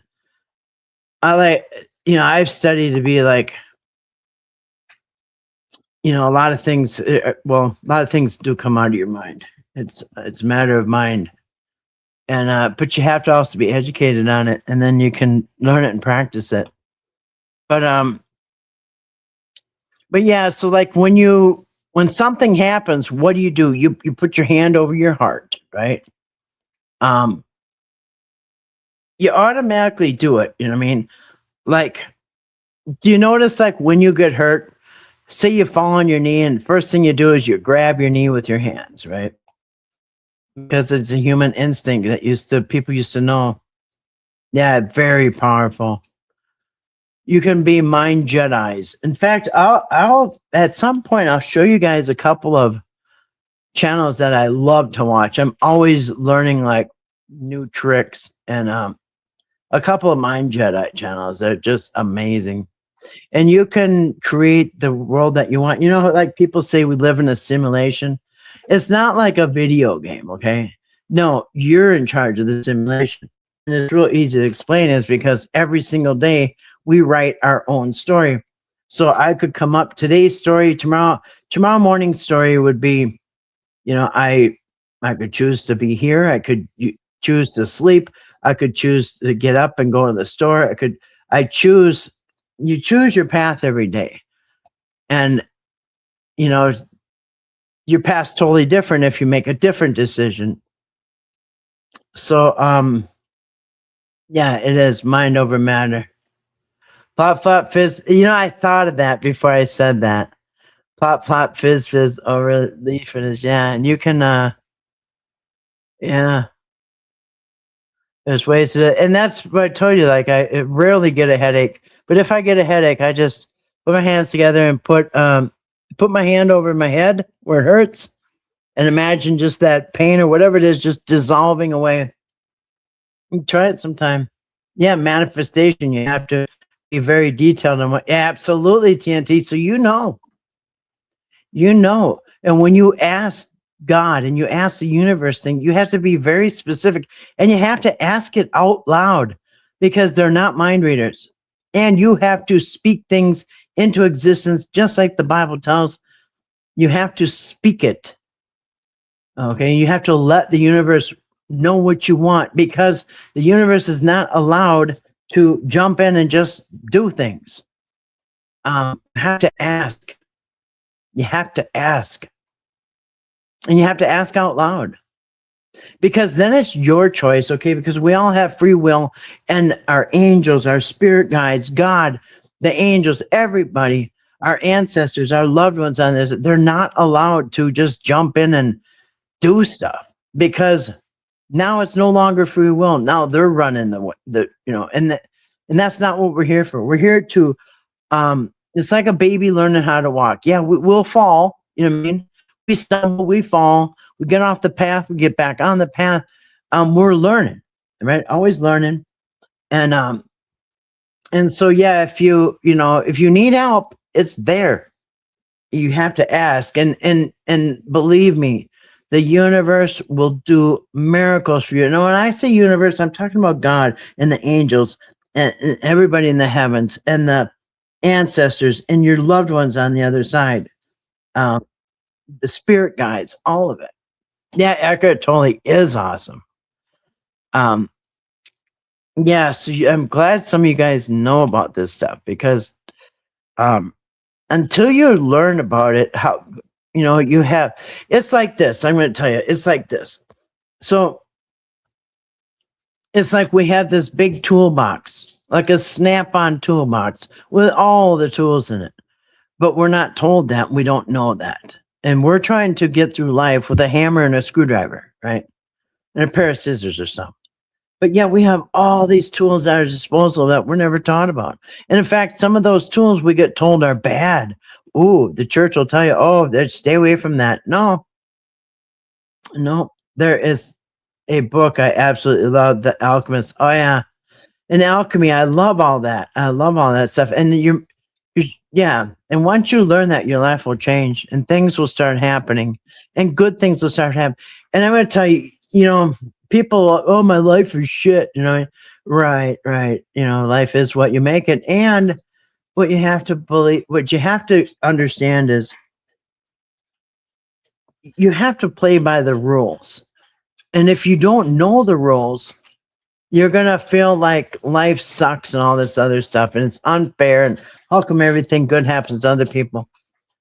You have to learn the rules, and you have to abide by them, and then things will go good. It's like if you're going to play basketball and you don't know any of the rules, and you're out there, traveling with the ball. I don't know much about basketball, but you're breaking the rules. You're pushing people over. You're shooting at the wrong spot. You're breaking the rules, and the ref keeps blowing the whistle and penalizing you and giving you timeouts and penalties. You say, well, this game isn't fair. This game sucks. It seems like I'm always getting put in timeout. I'm always getting a shit on. Well, no, dude, it's because you don't learn the rules. If you learn the rules and play by the rules, you won't get in the penalty box all the time. things will go good for you. You'll get some W's, you know what I mean? You'll start winning, you know what I mean? But you have to learn the rules. And most people are never taught those rules. Yes. And so if you learn all this stuff, then and like I know the Bible inside and out. That is my wheelhouse. And it's so funny because there are clues in the Bible about all this stuff.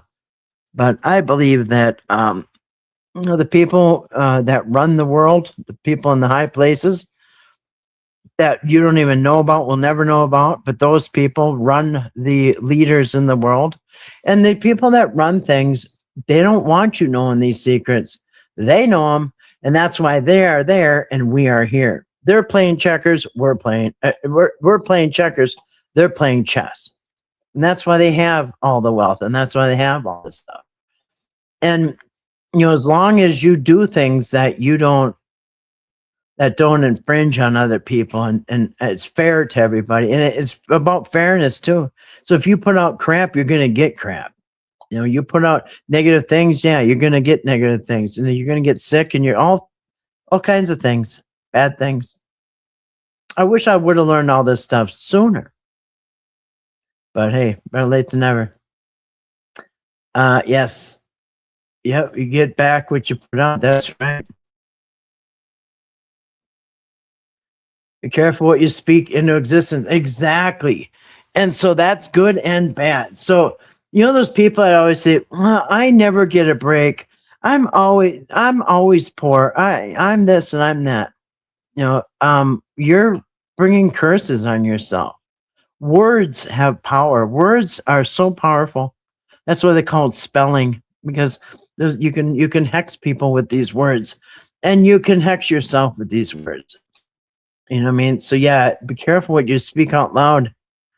And that's why they've proven it. You can yell at a plant and kill the plant by saying horrible things to it, and another plant will be doing just fine because you're not. It just, there's so much evidence that life is what you make it. Negative attacks, negative. Yeah. So like I've said before, if you plant, whatever seed you plant is what you're going to grow. If you just plant pumpkin seed, you're going to grow a pumpkin. Apple seed, you're going to grow apples. Yeah, we're playing Foursquare. Exactly. We're playing hopscotch. Yeah. Put out live and uplifting the world. That's right. Yeah, put out love.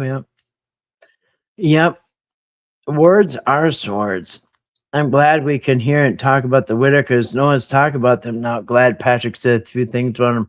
Yeah, and it should be interesting because I am personally going to be looking forward to seeing Eric squirm at these people who are going to come out of the closet and out of the woodwork. Right? These skeletons are going to start coming out. Patrick's going to bring them out. And as he should. Listen, if I was in Patrick's shoes, I would too. I'd say, hey, wait a minute. I'm the bad guy. Look at him. And listen, if somebody has a pattern, a habit of doing things over and over, it should be pointed out. Because listen, like I said, I think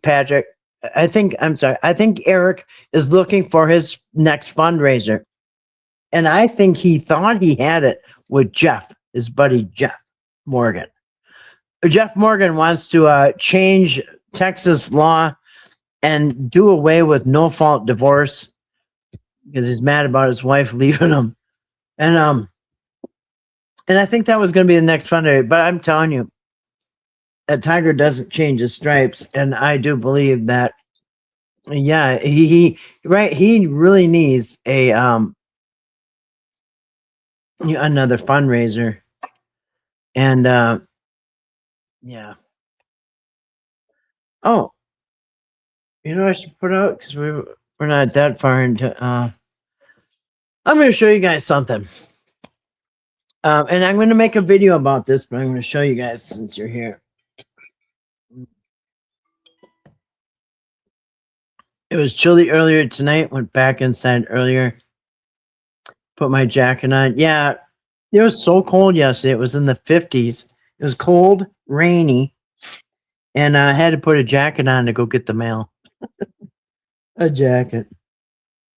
Um, yeah. So, but today was a little nice. We're gonna hover around 70 with no rain, so that's. I'll be back outside again. I had to play inside yesterday. Yes, life is what you make it. Yeah, the motorboat. Yeah, we're not going to show the motorboat right now, but I will show you something. I'm going to show you what I found the other day, and it is, like I said, I'm going to make a little short video about this, but I'm going to show you guys since you're here. So yeah, so you know how Eric said that Adult Protection told him to take down all the videos because I have hiccups. Adult Protection told Eric take out down all the videos in December of the Whittakers, and he did. Right, without he did, and that was first week or so of December when Eric still thought there might be a snowball chance in hell that he's going to get Timmy. He was still holding out hope that he was going to get Timmy, and so he did. He took everything down. I'm going to show you what I found. I was looking for what I was looking for was Eric's fundraisers, because when you type in Eric Carroll fundraiser, Eric Carroll GoFundMe and stuff, all these things are coming up. I think that's interesting. Well, this is what I saw come up. Look at this. Now, I thought Eric was supposed to take this stuff down. Here is a Whittaker family. He changed the name.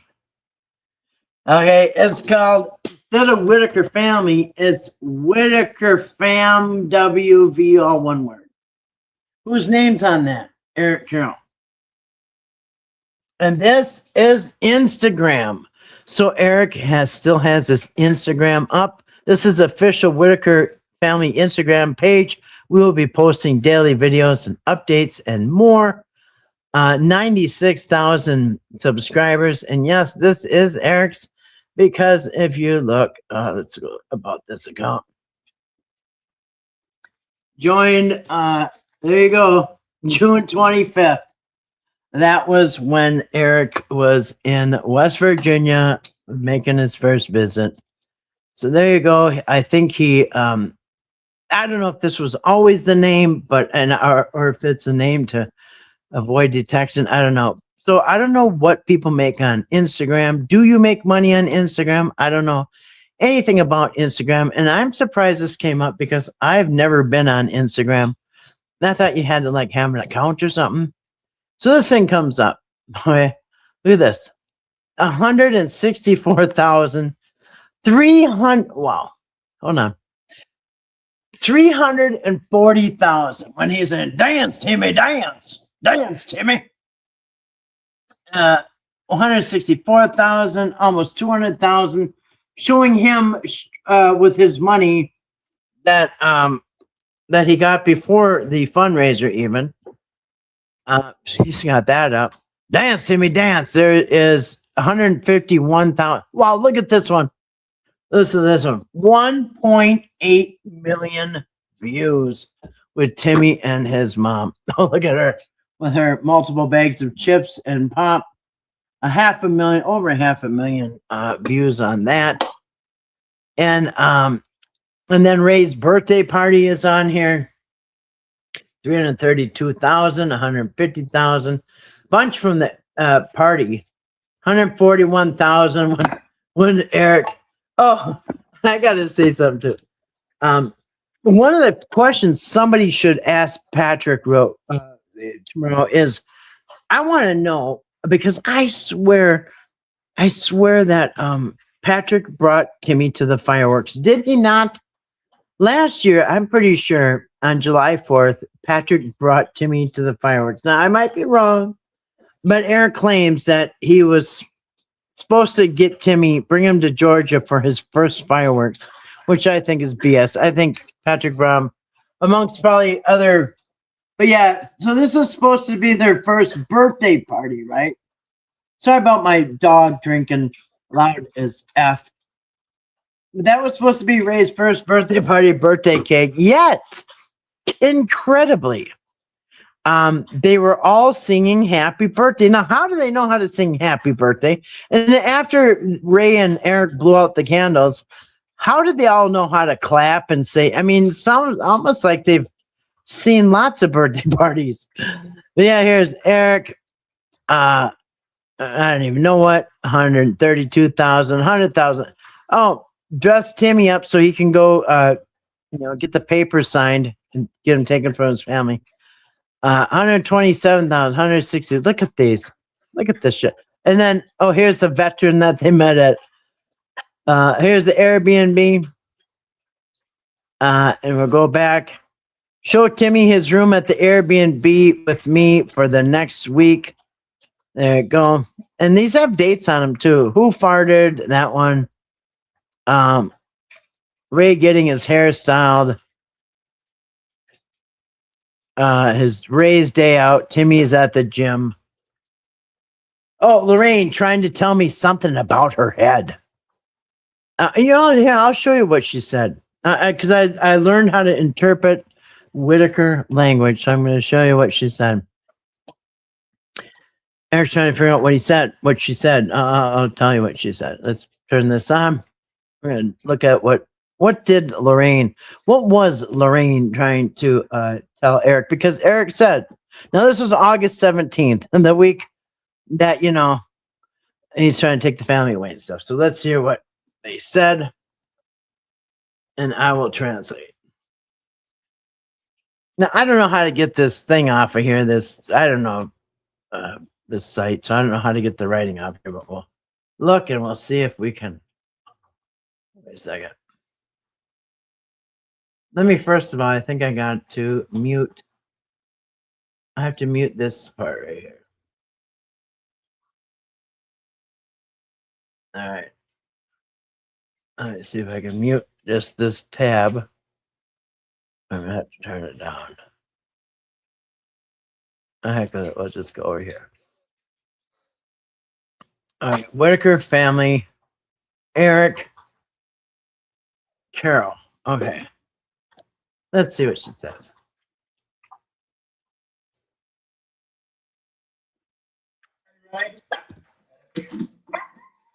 See if you guys can hear it.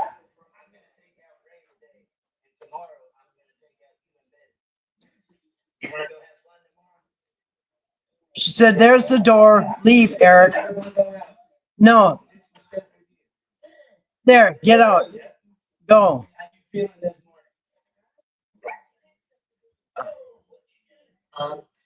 Ah.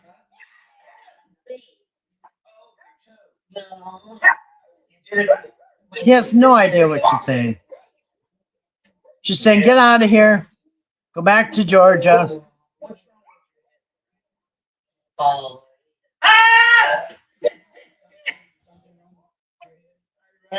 Something wrong with your head.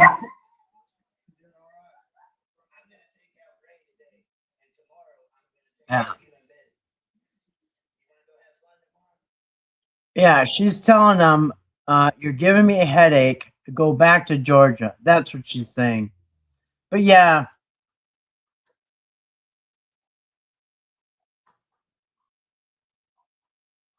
Somebody said the dog looks like they're trying to translate. They walk off. They speak of her head. Okay. I don't know about that. So let's see what else we got here. Yeah. Ray was so excited for his day out. Yeah, so here it is. This was, get a haircut that he doesn't even need. Got traumatized for nothing.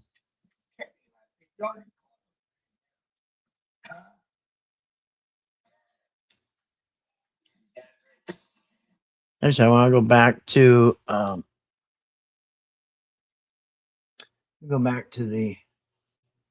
here we go. I love seeing Ray do new things. This is my first time seeing him snore. And you can see from the first time that Eric shows up till the end of August, It looks like they've all had the life drained out of them. I mean, they're all they don't look as happy after the August got over. And of course, Eric's been filling their head. Patrick's been filling their head with stuff too. But look at all these videos. Everyone keeps asking Timmy about his mama. So yes, you can see these, right? All the way back to here. Look at, oh, there's him and the brother. The brother was looking really even, somebody even mentioned on this video that, hey, the dude in the back seat thinks Timmy's sketchy or something. Yeah. Anyway, remember this? The riding lawnmower, the tree, and the chainsaw. And actually, so this, I'll show you when Eric came in the picture right here. Remember, here is Meet Patrick and Eric. Betty, give me a kiss. Give me a kiss. Somebody asked him about that too. Somebody said, what did you think about Eric saying that you were trying to sleep with Betty or something like that? And Patrick said it was stupid. Here's Eric giving Lorraine chips. This, by the way, this was when he was coming home from the doctor. Does it look like he got a miracle cure? He actually looked worse when he came home from the doctor than before he left. But yeah, we got that. Now, I can't see the chat right now, you guys, so I hope nobody's trying to get my attention. Betty. And remember how Eric bitched about the boot barn? We were there for 3 hours. Well, after the first half an hour, I'd say, I'll go wait in the truck. But anyway, that's just me. So, but what did I tell you? Why is he bitching? Because the boot barn video, they did the sharp dressed man. So these are on all the platforms, YouTube, and that video on YouTube had like 500,000 views last time I saw. There's Ed Bassmaster, Timmy. So they had that at the boot barn, and I'm sure everybody got well reimbursed. Boot barn, on the way to the boot barn. So they had several boot barn videos that Eric and Patrick made a lot of money off, and particularly Eric, because he got pretty much all of them. And that one there. Look at me. I just found it somebody to adopt. No, you ain't adopting him. He's older than you, for crying out loud. Look how tiny Timmy is, though. He's a real little. But yeah, so this is his first time there. And here's before Eric showed up. These were These were videos that Eric was posting on Instagram and TikTok and all these other places or whatever, out of the sight of the public. Remember, he was, and they asked Patrick about this too yesterday. If Eric claims that his part of the job, his part in the contract said that he was supposed to take care of the social media sites. He was supposed to navigate the income and all this other stuff, and get all these, platforms monetized and stuff. And somebody asked a good question, what I've been asking for a long time. Then why the hell did Eric have to come to Georgia? I mean, why did he have to come from Georgia all the way to West Virginia all the time? He could have done all his stuff at home like he was supposed to. But hey, then they wouldn't have had all the vacations and free trips and cookies. But yeah, here they are. This is when Eric was behind the scenes. Timmy talking to Eric, Patrick's mom or something. But yeah, so this was all the way back to the beginning, to the very first videos, and these are all on Instagram. Looks like Timmy's behind the wheel of a car. Yeah, all the way back to the first. He was playing baseball. Interesting, huh? So yeah, millions of views. Yeah, apparently he's still getting monetized. But yeah, I thought he was supposed to take all this stuff down. That's what he said. He told us. He said adult protection told him to take all that, everything down. Let me see. Hold on a second. I'm gonna get back in the chat as I can. Oops, crap. I don't even want to touch anything because I'll be knocked out, knocked off this earth here if I touch too many buttons. Uh, yeah. So that's one platform that I think probably never got taken down. I mean, they just didn't know about it. Oh, there is Patrick's live stream for tomorrow. I'm tethered with my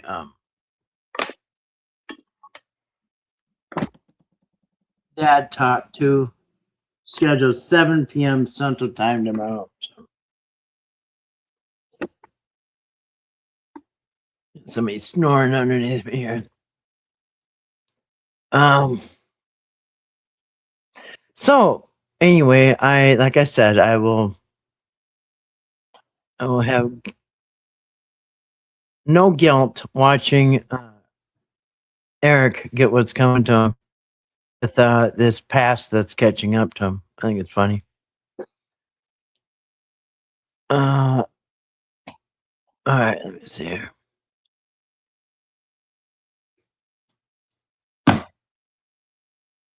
Okay. Let me get back and see the comments that I missed. And I can't have the two screens up at once. It don't work. There we go. All right.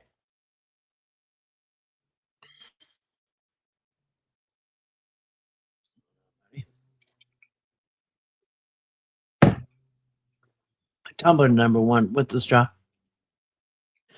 All right. Well, thanks for the thumbs up. I see I had I refreshed my screen so I can get you guys' comments up. Oh, let's see.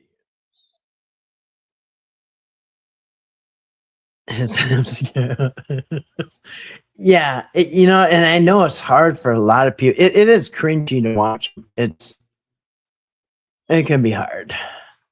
So I totally get that. Well, hey, Sarah, good to see you tonight. Welcome. Dreading the heat. Yeah, I went to Florida in June on my birthday. Actually, it was my 30th birthday. I went down there and with my husband and kids when they were younger. And it was so humid. We stayed up in something like Fort Walton Beach area, Destin, Niceville, Eglin Air Force Base. And I'm gonna tell you, it was so humid. Woo! Wow.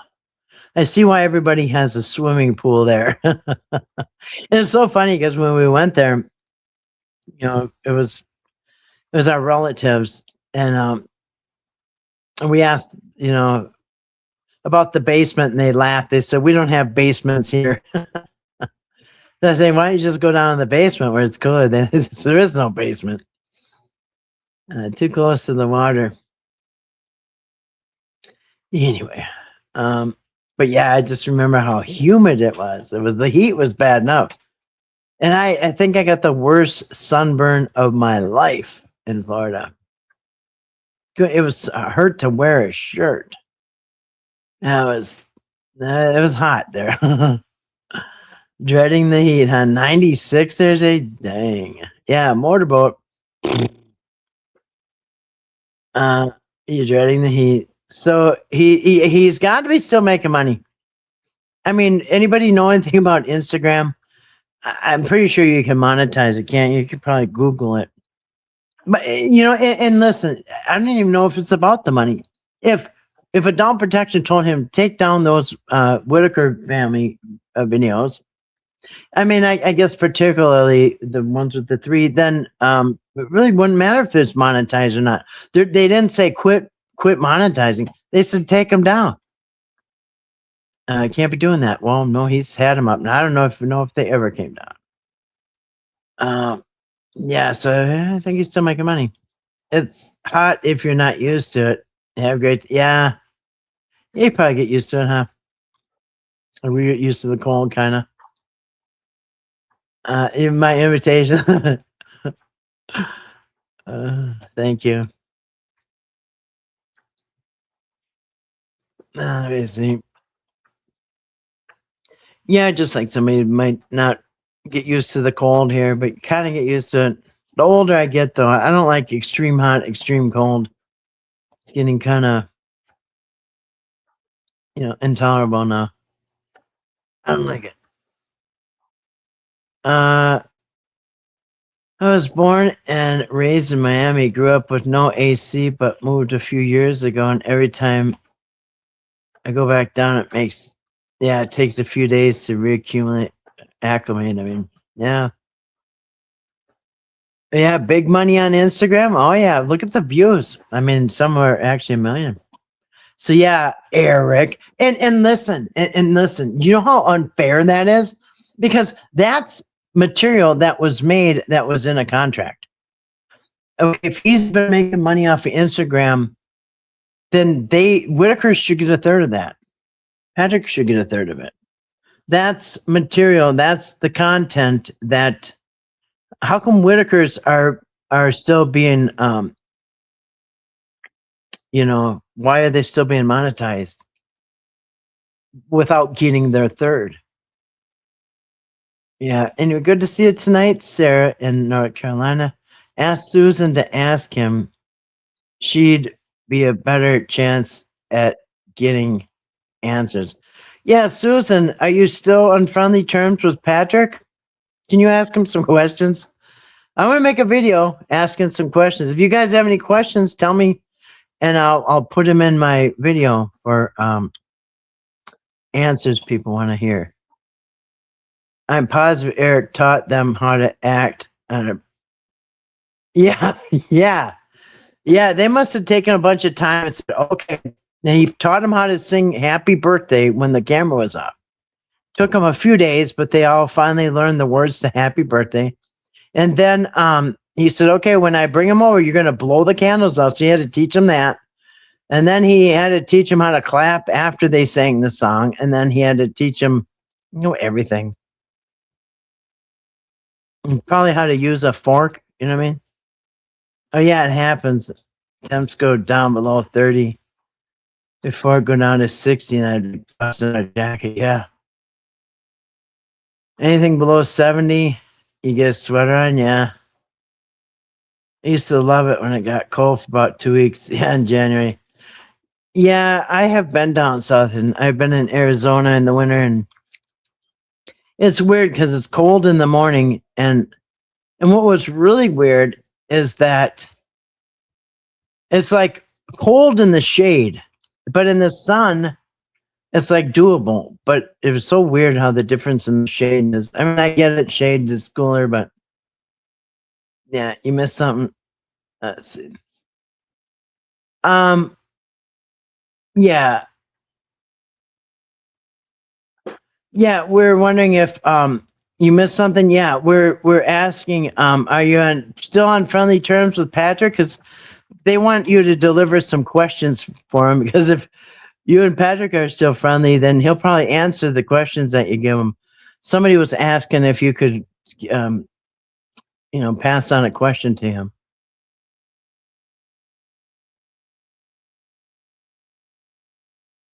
I still want to know who are these crazies that scratch and sniff Ray and why. Yeah, they're just looking for a reason to take Ray out of the house.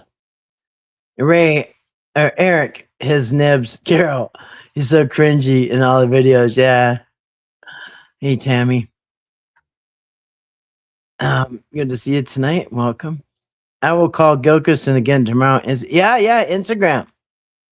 Oh, yeah. Yeah, give him a little ring a ding ding ding. He should know about that. And where's he can't be monetizing this stuff. The contract.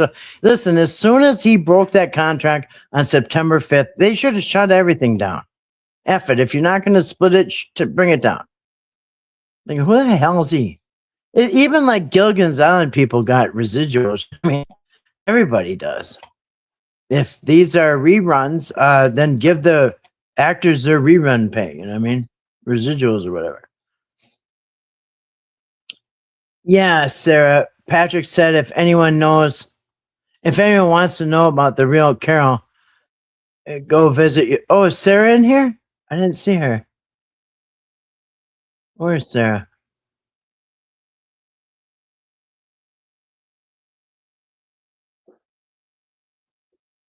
Just a little? Huh. Um,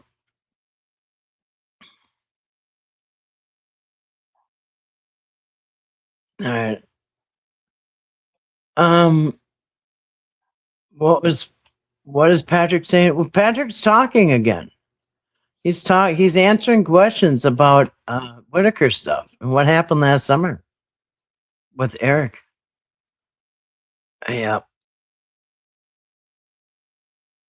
I had no idea that he had all these videos. Yeah. And you can look, it's Eric Carroll. Remember on one of his last live streams, he was blaming Patrick.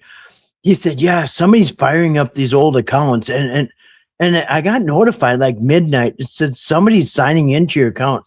And I looked and the location was West Virginia. And everybody's like, oh, that's Patrick signing in. Yeah. Eric, what about this Instagram you never took down? Yeah. Yeah. Ask him what? What did you guys want him to um yeah, Susan, I'm gonna put up a video before he goes live tomorrow with a list of questions that I have and maybe some that I've heard in here. So um yeah, we have a lot of questions. I don't think he's gonna take a moment to answer my question, but anyway. H2O, how are you doing tonight? Yeah. Yeah, and tomorrow he's gonna be interviewing or talking to somebody who has had some negative dealings with Eric in the past regarding fundraisers and money. Mhm. Yeah. Struggling with getting used to regular heat. I'm struggling. I'm struggling to get used to the Louisiana heat. It's wild. I worked a decade in a steel mill with 3,000 degree plus. And at times, all the clothes on my body would start smoking. But since been struggling. Wow. A steel mill, huh? I just saw a video where it was like a steel mill and something that was bringing the bucket of melted lava somehow got caught on something and spilled on the floor. Did you see that video? Oh my goodness. That it must be hot as hell in there. I mean, even people working in a kitchen in the restaurants or in a deli, oh my gosh. But in a steel mill, that would be unbelievable. I think you said 3,000 degrees plus. Well, didn't even know anything got that hot. But yeah, the steel probably melted steel. Yeah, getting used to regular heat. Mhm. What, does everything feel cold now because of with it overheating like that? Aquatuck, man, that's awful. Yeah. Oh, that's from working there. Yeah. I don't know how some of these people do these jobs, like roofers that are up on a roof when it's 100 degrees out and it's so much hotter up there. I don't know how these people do it. Or the people that do the asphalt, laying asphalt. Oh my goodness, that's another one. You can just see the heat fumes coming up off them. Let's see. Yeah, Sarah. Patrick said that if anyone wants to know the real Carol, you're my AC on 72. Go to sleep with a cold. 72 is cool. My house usually, because it's climate control without anything, because it's the Earth home or whatever. But mine usually stays exactly 70, which I love. It's perfect. Sure, send me an email question. Okay, I will, Susan. I will. Well, I'm going to be putting up a video with my questions for Patrick. If anybody could pitch these to him, it'd be great. Not anything terrible, just curious. Because I'm curious. I keep my AC on 64 to 65 at night. I like it cold at night. In fact, I have my windows open. It gets down in the 60s, and I always have a fan on. And I have an electric blanket, so if I get too cold, it's crazy. But I love it cold at night. Love it. I'd rather have a bunch of covers on than have it real cold. Yeah, I think that's the wrong Sarah Grace. Sarah Little is the Sarah that is Eric's ex. Sarah, this is Sarah in North Carolina. Yeah. Also, a Facebook he's still running. A Whittaker family Facebook. I think I seen that. I thought it was a knockoff, but that's his too. That's the original. Where he's going live. Let's see. I think somebody put it there. Grace put up a link. So there's Patrick's YouTube channel there, Bad Talk. Yeah, he's going live tomorrow. And he's getting StreamYard so he can have a guest come up and tell about his past with Eric. So that should be interesting. And he said to come back and he'll answer whatever questions you got. So wow. I think he came because Patrick broke his leg. Oh, you mean at the Airbnb?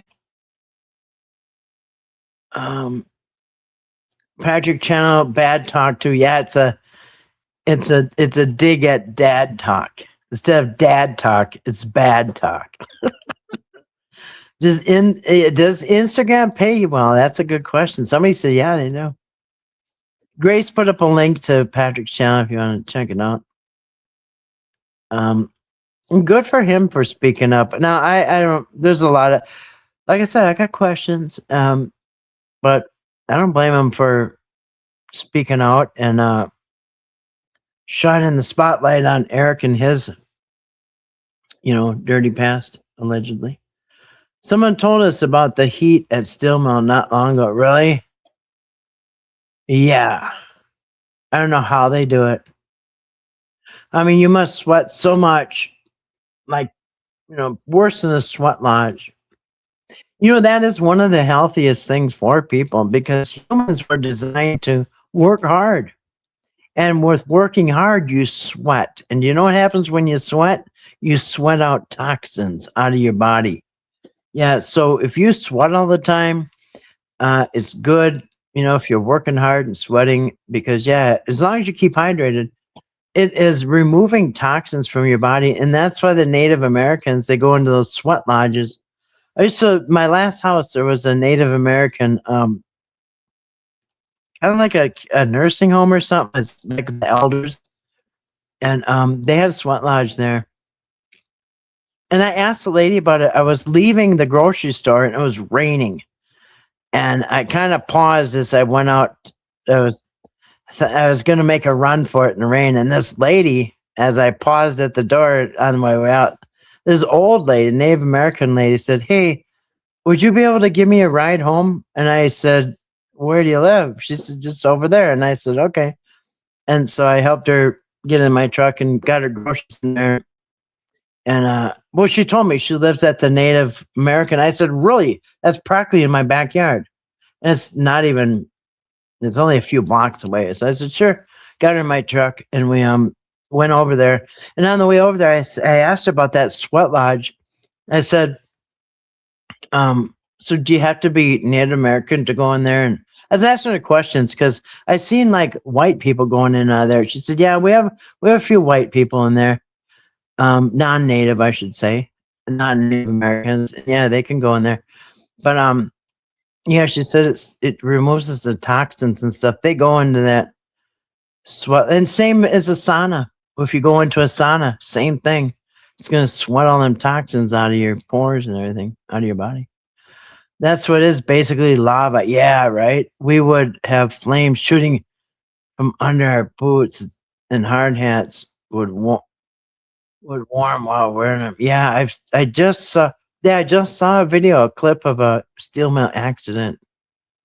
They left like this giant cauldron of lava by like some crane thing arm, and then it went and it caught on something and tipped and started everything on fire in the floor, and people went running. No, everything is still hot. It may be that I'm just older since being away from it. Yeah. Yeah. I certainly wouldn't want to go back into the conditions of my old job. I wonder how I survived it the first time. But yeah, I don't know if I'd do that anymore either. So yeah, I don't blame you. I swear, as you get older too, I'm less tolerable. I don't want extreme heat and extreme cold anymore. Dry heat is more tolerable. Absolutely, that humidity is unbelievable. You see the link to Patch? Yeah, so click on that and subscribe. 7 p.m. Central Time tomorrow. I don't know whatever time that is for you guys. Patrick was live the other day, and he'll be going live again. Yeah, he was live yesterday. It was kind of his pilot, his first run, but he'll get the hang of it. Dry heat for sure, but Louisiana's so humidity, you'll be soaked head to toe in sweat. It never dries unless you go by the real heat to steam it up. Wow. Yeah, I'd have to be in the AC, I think. Kathy, I think I'm just gonna come to your house for vacation. Looks so peaceful and relaxing, no matter the work to be done. Not like the center of town and railroad tracks. So yeah, it is peaceful. There's not a sound out here except nature. Sometimes you hear the leaves rustling. It kind of sounds like water. But yeah, just nature. It is very peaceful out here. That's why I can't leave California. Yeah, their heat is better. I mean, it's drier, right? Uh, Not so humid. I know the South is it's brutal. And it's like if you start moving, we have some humid days here, not very often, but sometimes it gets hot and humid, and it's like as soon as you start moving, it's just like unbearable. Uh, yeah, I'm glad to be doing my own thing now. I've seen too many in 10 years die in some horrid way. Oh no, and some from heat stroke. So very happy to be out of there. Though I was in the best shape of my life, right? Yeah, I think so too. It's like, yeah, I'm glad to be out of there. It was kind of quite a workout, but yeah, well, I'm glad you're out of there too, because that does sound brutal. And so sorry you had to see stuff like that. I just only imagine the accidents. I hope you got paid well, because that is pretty high risk job there that you had. I mean, if you risk your life every day going to work, yeah, you deserve to could be taken care of. Although police aren't really paid that well, they risk their life and they're not really paid that well. But yeah, to be able to tolerate that, yeah, not a lot of people could. You know what I mean? That's something a lot of people probably wouldn't be able to do. We have perfect humidity, about 35%. That is perfect. Anything over 60 is kind of getting sticky. Just make sure you're well hydrated before you go into a sauna. Absolutely, yes, you do. Yep. No, drain out your drain all the fluids out of you. I have to go to bed. Advil PMS. Oh yeah, Advil PMS. Advil PM. Yeah. All right. Well, thanks for coming in, Glades. It was nice to see you. Sleep well. I don't sweat. My body's lacking the enzyme that doesn't allow my body to regulate heat. It's a rare genetic mutation of the X chromosome. Really? You don't sweat? I knew somebody that didn't sweat. Um, there was an explosion. Um, and a neighbor's husband was in the explosion. They hit a gas line with their while they were doing construction. They hit a gas line and blew up a city block. And this dude was he was burned head to toe, and he all his sweat glands were gone, and so they would go up to my parents' house. My parents lived on the lake, and he would always have to be in the shade, and he had to wear this suit. He always had to wear this. It was almost like a scuba diving suit, like somebody goes scuba diving in. But yeah, he had a lot of problems because his sweat glands didn't work anymore, and so yeah, he always had to watch it. But sorry to hear that, my monkeys. God, I can look out my window and see outside and start to say, right, just looking at it. Yeah. Same here, Aka. Yeah. Yeah. The trick with heat is to get out in the yard as sun is coming up so you're acclimated to it. I think so too, because if you just walk out of an air conditioned house at noon, it's going to be unbearable. Excuse me. It feels like opening up the door to oven. Excuse me.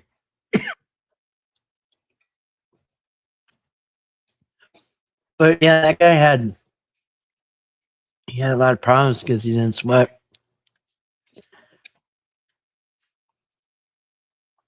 But anyway, I haven't heard about that genetic um, condition that you have. So anyway, sorry to hear that.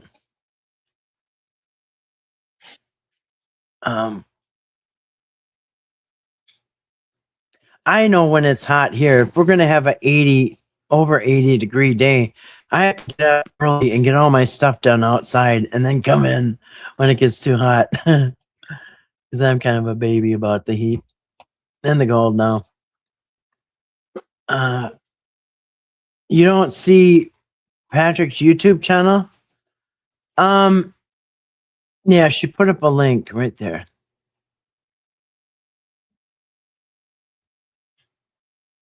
Oh. It should take you right to it. Gatorade 12 packs on sale at Walmart. Really? I just had it at Walmart ordered today. I pay a service where they come to the house now. It's like over half an hour to get there each way. And those drivers make good money coming all the way out here. And I give them a nice tip, so they're happy. Patrick needs a list of questions not to answer to because of yeah. I think did his lawyer give him a certain things he can't talk about? He said the police didn't, or the court didn't, but did his attorney at least tell him to avoid certain things for his best interest? Grace, that was Aqua's channel. Oh, it says bad talk on it. Okay. All right. Now you can click on that, see if it gets in there. Fortunately, it was never what it should have been. Company was just dirty. An explosion and about 20 tons of liquid metal splashed all over him. And I don't believe his wife ever got paid. Wow. Yeah, they should probably do some hefty payouts for those people that died, huh?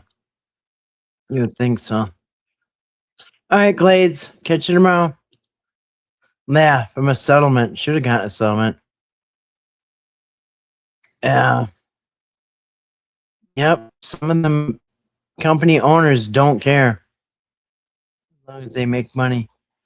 There should have been a link for both channels. Got it, Grace. Okay, they got it. Yeah, bad talk to. You can just type in Eric. You can type in Patrick Rourke and it'll probably come up. The older I get, the more heat kicks my butt. Yeah, right. And the cold. I'm just like, I'm too old for this shit. I say that quite often. I'm just too old for this shit. You drink LMNT. Love it. What is LMNT?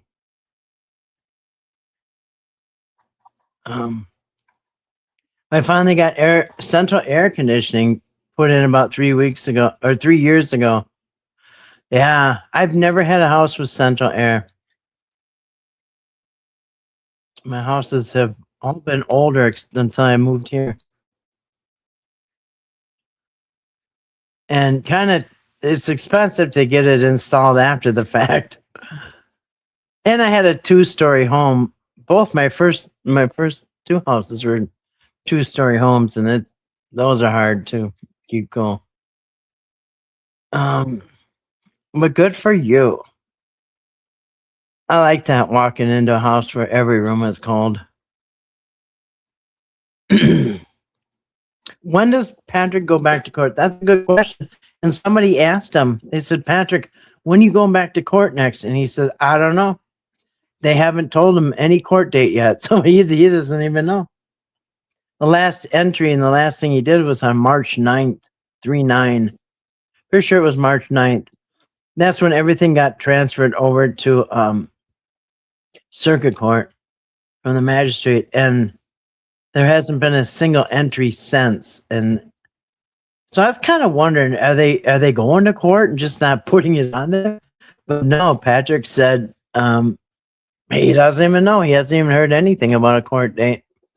So yeah, even if Patrick don't know. Yeah, I've been tending to stop working at 2 p.m.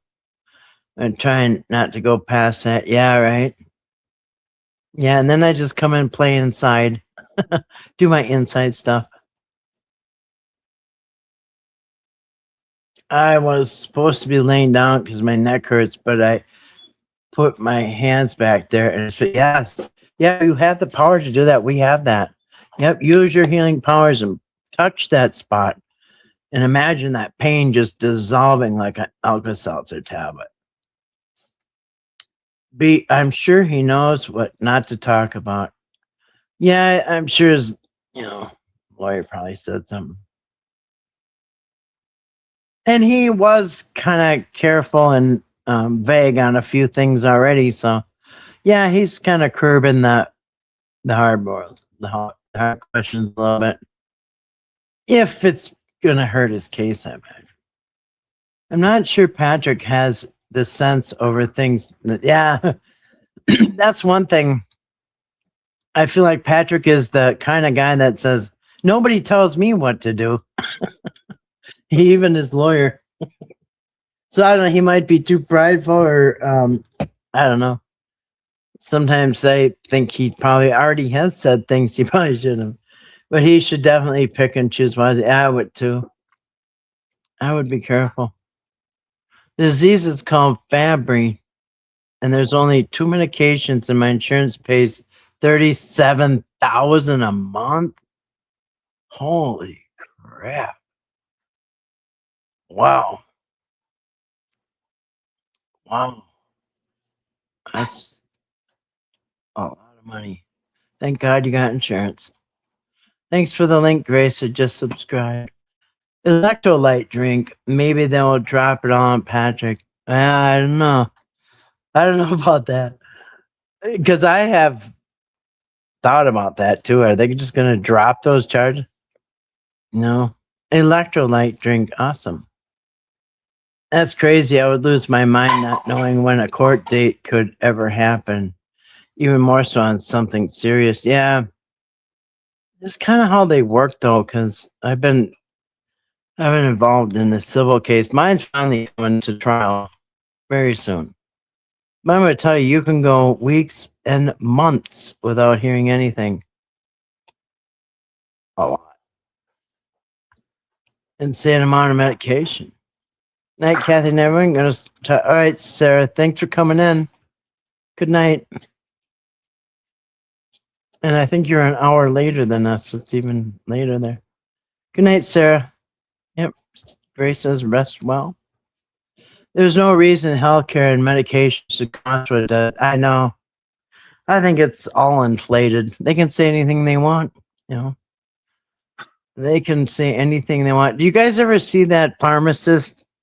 A licensed pharmacist, he was anyway. His name is Grant Harding, and he always comes and talks about medications, and even he says that things are rip off. I can see things are rip off.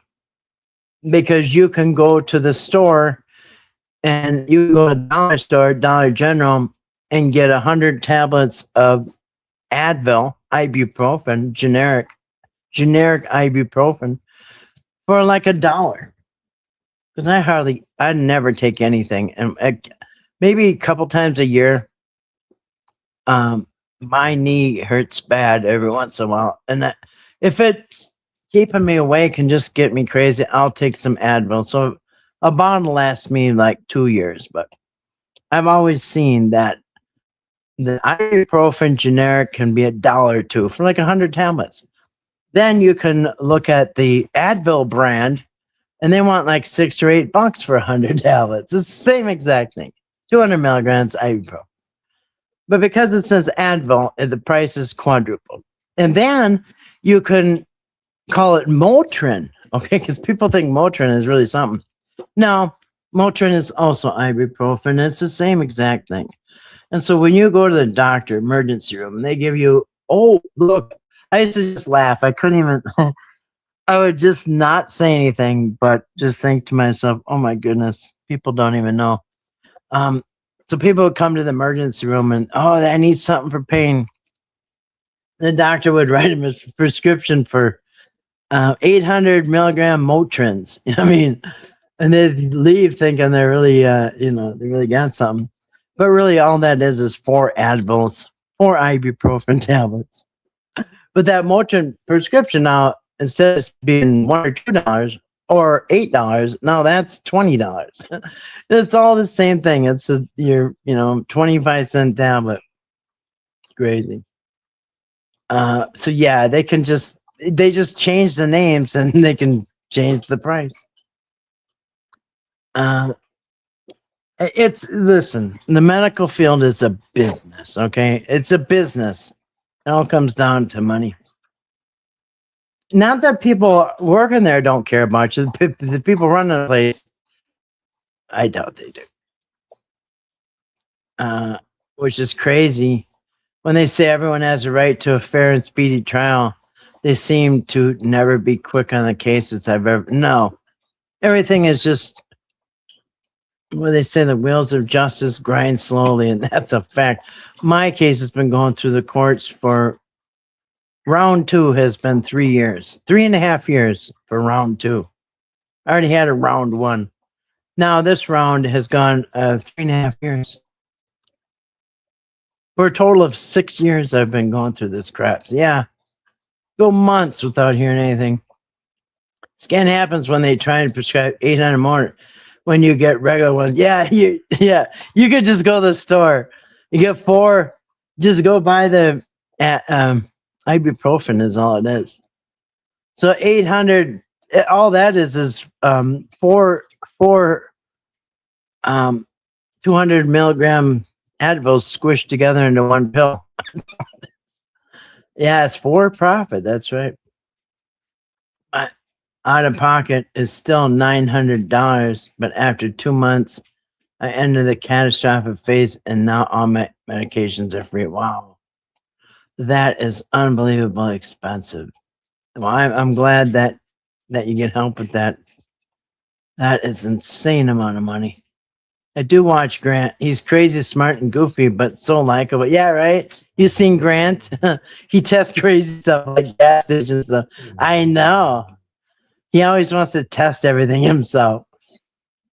But works best for my back is generic. Walmart headache relief. The caffeine is what helps. Yep.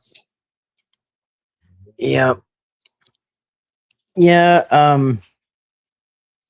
If you have a caffeine withdrawal, your vessels dilate or they constrict. That's what causes the headaches. Well, hey, Miss January, good to see you. I will replay it and watch in a couple hours when I get to it. All right, you can go. You're in the night shift, aren't you? You keep some late hours, but I hear people get used to the hours. But yeah, well, enjoy your evening at work. Me too. Excedrin is great. Yeah, I know somebody that used to have Excedrin. My mother-in-law. I don't have health insurance for myself or my son. Can't afford it. Yeah, it is expensive. Gosh, I remember paying for me and my kids when they were growing up. Oh my gosh, it was crazy. Hey, that cat doing that again? Who's doing that? I think one of the kittens got on the counter. They're just running amok right now. It's their first day out of the cage. I watch them. Um, yeah, yeah. 38,000 is for 16 pills. Wow. TNT, doesn't your job provide it? Um, yeah, most of the time. Well, a lot of jobs don't have it. I only drink water and Pocrade Zero, but it's the caffeine kicks it in. Yeah, yeah, it's run amok. They are running amok. They're like gremlins. Around midnight, they just go insane. I try not to water them after midnight. Um, yeah. Um, so I try to avoid caffeine. You know, I mean, I've been off of caffeine for a while. It's the best thing I recommend to everybody. Just get off the caffeine. But I used to be so addicted to caffeine. I mean, I drink 2 pots of coffee before I even went to work. Then I drink Mountain Dews and whatever had the most caffeine. And a couple years ago, I stopped. And yeah, you can get a headache. Just take some Advil or Motrin or ibuprofen, whatever you want to call it, and you'll get through it. But your sleep pattern will be like a child. It's like you remember when you're a kid, the sun goes down and start yawning and getting tired and your eyes get all scratchy. Well, yeah, it's kind of your sleep pattern goes back to like, when you're a child. It's awesome. But yeah, it's life changing. Let's put it that way. It's life changing to get off caffeine. And so when I do have it, it kind of, yeah, it goes. But I'm really trying to stay away from it again because, yeah, it is a drug and it does constrict your blood vessels. Well, actually, it dilates them. I think the caffeine dilates or something, and then when you get off it, it restricts, so it gets skinny again, and that's why you get headaches. But yeah, there's yeah.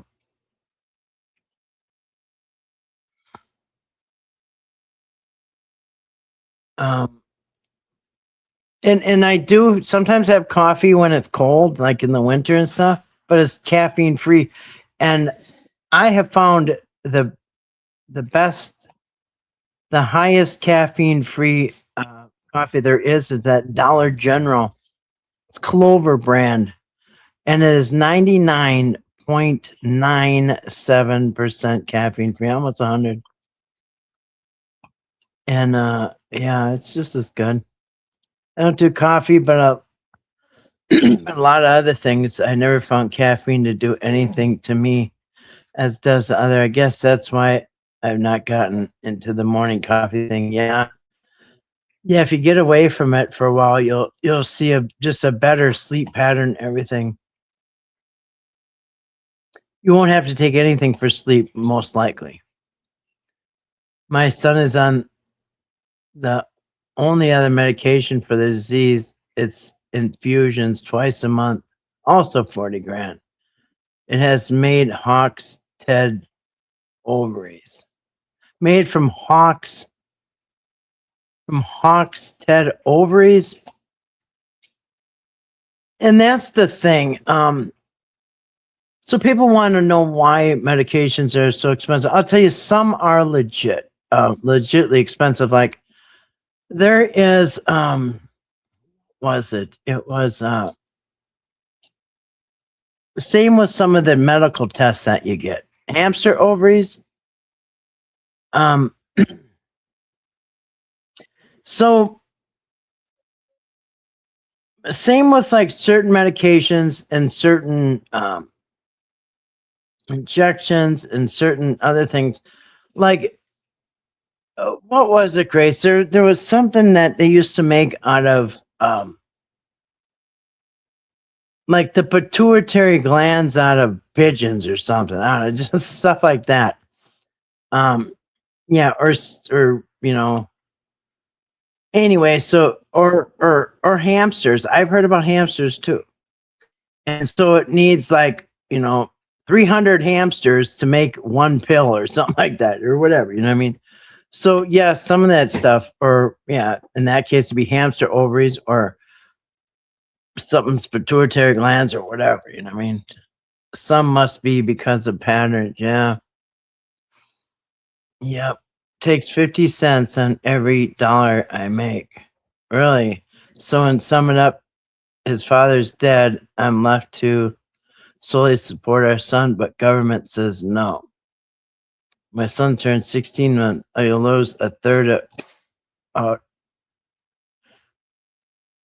I lose a third of your income. Well, I would think that when the dad dies, doesn't you and the son get Social Security from him? I thought when the kid's dad died, that the kid gets some type of something from the parent dying. TNT, don't you qualify for health benefits? It's terrible here in California. You would be on medical. Yeah, some states are like that. Like Massachusetts, also they have. Certain states have programs. Um, and some don't. Patent or something must keep some privacy or pricey. Yeah. Yeah, because when you invent something like a medication, for the first 7 years, nobody can make it. And then once it hits the 7 years, then everybody can make it. I think that's a time on medication. So yeah, they get to corner the market on that medication for years. And then once the patent the exclusive patent expires, then other people can make it, and then the price usually comes down. Not always though. He turns 18, I lose all. So life has passed me by regarding the workforce, so my stress levels. That's terrible. Yeah. You get survivor. Yeah, that's what it's called. Thank you. Survivor benefits. Yeah. And sometimes it's something and sometimes it's not. Of course we give everyone Medi-Cal. That's what everybody in California is covered. Well, that's cool. I think all states should be like that. I think Canada and certain states are like that too, and they're covered. Okay, I didn't know there was actually a certain time frame. I knew it was definitely a number of years though. Yeah, I think it's 7 years. I can't remember. I know on a regular patent, because I was back in the 80s. I wanted to patent a bunch of stuff. I had some inventions I was gonna patent, and I went to a patent company too and paid $700, which was probably thousands it would be today. But I found out what them rotten SOBs do. For one thing, the patent company that you go to, they're probably going to steal your idea and do it themselves. But second of all, like all somebody has to do is get a hold of your idea and make one tiny little change, and now it's their idea, right? So if you make something and it's got a certain wheels on it, the wheels are this way and this is the board is that way or whatever. All they have to do is change the wheels, and now their idea is your idea. I mean, oh, we don't have little wheels, we have big wheels. You know what I mean? Oh, the board goes this way, not that way. All they have to do is make a minor change, and anyway, it's such them big companies or something. Yeah, I went through in some toys that I had invented. I went through Mattel, all them toy companies, Fisher Price. I went through all them companies, and I got rejection letters. Back then, everything had to be mailed to the mailbox, and I'd go to the mailbox every day and eventually get some rejection letters. And then here you open up a magazine, and here's my idea. Sons of bitches. They took my ideas and they just changed it a tiny little bit. And yeah, that's what the toy company did. That's what they all do. Anyway, uh, no, because of my part-time job, it puts us over the limit to get free insurance. Yeah, I was always like that with when I had kids too. I was always just over the limit. So I feel for you there. That sucks. Almost getting like penalized for working, and working hard.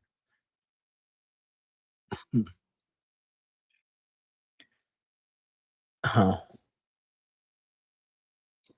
Yeah, that's a gem. I hope things change and everything works out better than that. My daughter's dad died. We got survivor benefits. I got money till she turned 16. Yeah, I think as long as you're in school, um, I can't remember what the rules are. As long as they're in school or something, or to a certain time. I don't know if it's 16 or 18. I don't know. But yeah, I've had the simplest remake idea and have for 30 years. I use my idea all the time. Yeah. Yeah, because what I found out is basically if you have an invention, you really need to manufacture it and try to sell it yourself. Because when you get companies involved, they'll just steal your idea. Oh, well, that's our idea. Look, it's blue. It's not white. It's blue. Now it's our idea. Like, wait, what? Yeah. I had to pay in 1600s in last tax season. Wow. Yeah, it doesn't seem fair, does it? And you see other people having a free ride and everything. I mean, but I do believe I believe things will get better for you, and you can make it happen too. Taught him how to use the fork. Yeah, taught him what a birthday cake is and how to use a fork. That is funny, Alicia. I'll I'll tell you all my idea. I don't think it'd go anywhere now. Yeah. Um. Yeah. The worst thing is opening up a magazine and seeing your item being sold. It's happened. I don't know how many times.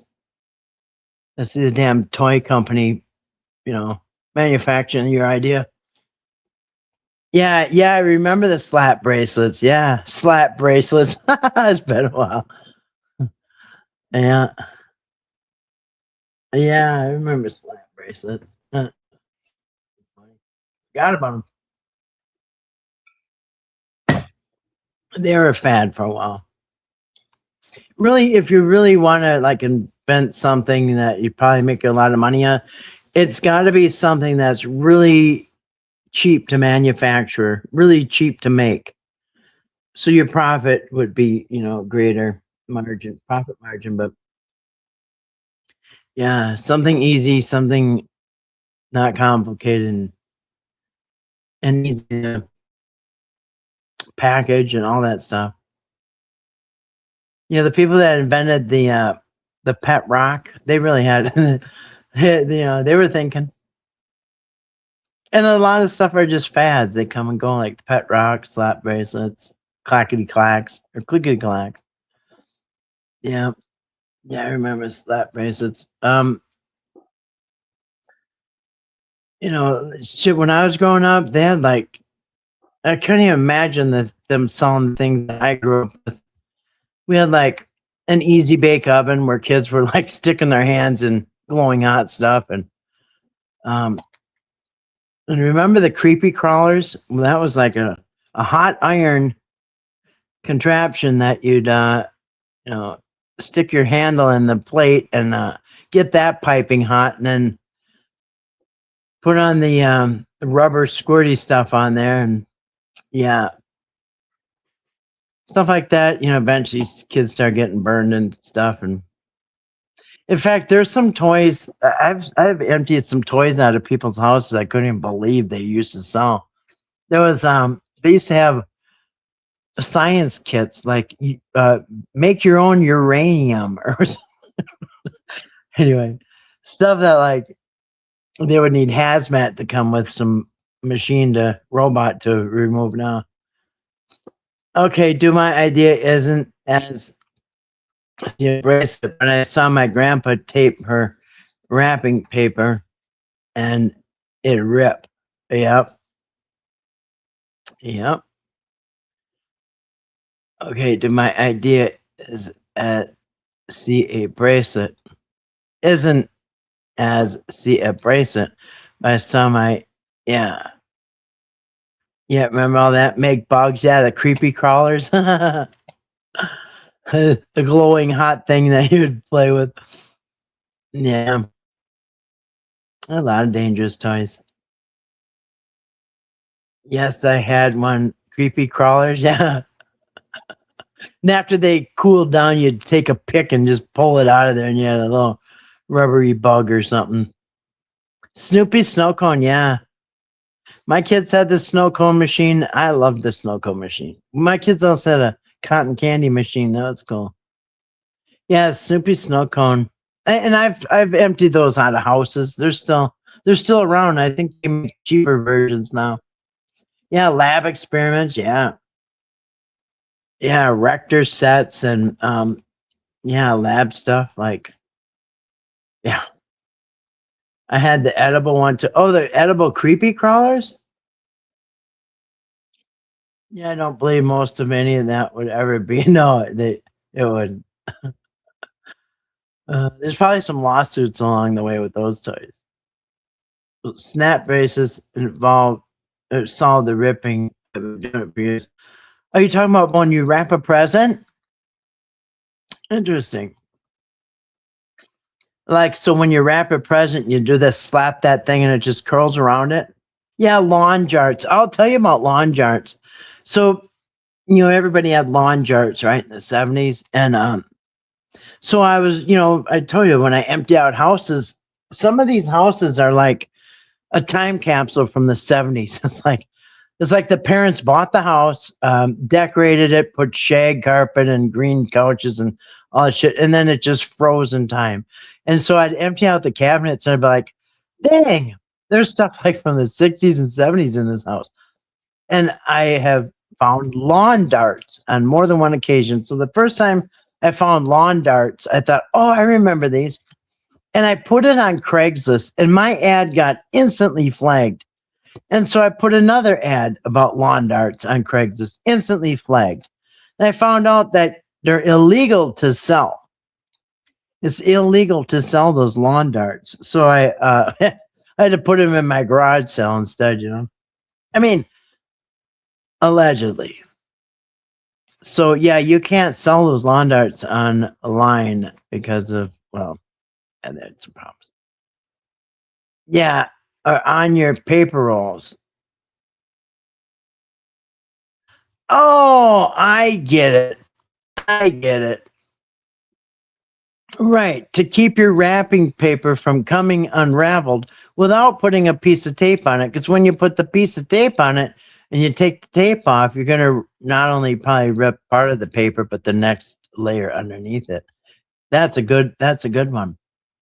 Yep. So yeah, you just put that slap bracelet on there, and then you could take it off without having to pick. That's a good idea.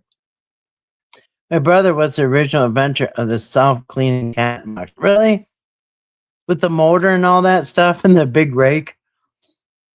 A lot of them toys are good money these days on eBay. Yeah, they are. And you know why? Well, yeah, if they're still legal to sell. But you know why? Because some of us miss our toys from our childhood. And so all you have to do is go on eBay and look up and there's your toy. The same toy that you wish you still had. So people were when eBay came out, because I've been on eBay for years. I've had accounts. I've had my husband and I had an account, and then I started my own account after he passed away. And I've been on there for years either way, but yeah, That was a good place for collectibles. And so many times people said, "Oh, thank you. I love my new thing," because they give you a review. "Oh, this is just like the one I had when I was a kid." I mean, yeah. Yeah. So yeah, some of that stuff is really good collectibles because it depends how many are out there, of course. The market's flooded, then your shit goes down. But yeah, yep, because there's somebody looking for their toy, just like the one they had when they were a kid. But the original are jarts. They have heavy weights at the tip. Yeah. Yeah, what they would do. I mean, the game was kind of dangerous because you had a person at each end with a hoop, and you got somebody who's throwing this basically a javelin at you. And so yeah, a lot of people caught it in the head. You know what I mean? There's x-rays online where you can see the jart sticking out of somebody's head. I've seen it. Remember the public. Oh, as a matter of fact, I can show you. I just sold a public assistance like a year ago. Remember, Grace? I showed everybody because I was on here on a live stream when my customer showed up, and it's a game called. And I'm going to tell you what's funny about it. There's a game called Public Assistance, and I could show you. I got pictures of it, because I just sold it like maybe a year ago. And I got $50 for that game, and it was missing some of the money, and it wasn't perfect. And I still got $50 for that game, and it can go to $100. If you have one that's still in the wrapping, it's like $200. But so there's a game called Public Assistance, and on the cover it says, "Why bother to work when you can get everything for free?" And it was, and I'm going to tell you, I got this game out of like a rich person's house, like really wealthy person. And when we were emptying out their house, they said, "Look at they they they think it's funny to be poor, and they're like playing game, like, hey, let's see what it's like to be poor." So yeah, it was this it was about taking advantage of the system, of the welfare system. Yeah, I'll show you. And yeah, so I sold it, and I had it for a few years. But yeah, so I'll show you what it is. And yeah, the guy came up, and I went out there and sold it to him, and he opened it up. He goes, "Oh, I've wanted this for so long." I said, "What are you going to do with it?" He said, "Me and my friends are going to play it." I said, "That's funny." Because it's so funny how rich people have to like um learn what it's like to be poor from a board game. Uh and here it is. Here, public assistance game. Yeah, so if you have this game, there's a lot of, you know what else? There's a lot of board games that are you can get good money for. If you have one called Witchy Witch or Witch's Witch, about witches or something. I don't know. Here it is. I'll show you real quick. Here's the game. Wait a second. Oops. It's called Public Assistance. And it's been banned. Oh, so when this board game came out, here it is, right here. See, I had some of the money was missing out of mine. It still had some, and there's the pieces. Yeah, so that's the board game, and it says, "Why bother working for a living?" 1980 board game. Oh, look, this one's $165. So if you have one, like I said, didn't I say that? I said if you have one that's still wrapped up, you'll probably get almost $200 for it. Yeah, I got $50 because mine wasn't in the best shape, but the guy loved it. Yeah, why bother working for a living or something like that? It is so funny. I thought I might have even done a video about it. I bet I do. I bet I have an old video about this. Because I thought it was funny as hell when I first found it. That is funny. Yeah, here's one, $180. See? Yeah, so after this game came out, the people who worked for the welfare department complained. And they complained so much that they had to take this off the market. Yeah, it was banned. Yeah, that was $180. Like I said, if you have one still in the wrapper, you got a couple $100 in your pocket. Yeah. Yeah, you name anything and I have sold it. I've sold one of everything at least. I've sold things I didn't even know what it was. In fact, I've sold things that I didn't know what it was, and even the person that bought it didn't know what it was. I told my roommate, my renters, I said, I'm a pretty good salesperson. If I can sell something, I don't even know what it is. And they didn't even know what it was. Yeah. Now it's different though. Now, now you can just do reverse Google image and find anything. I started in the resale business when there was no computers, there was no internet, and everything was harder back then. But now it's easy; you can find on anything, uh, and it's easy to sell now. I mean, I used to have to put ads in the newspaper, and there's no pictures and not a bunch of crap. Uh, yeah, Grace said I have shown pictures. Remember, I think I was on last year when the guy came to buy it. And that dude drove like over an hour to get here to get that game. Yeah.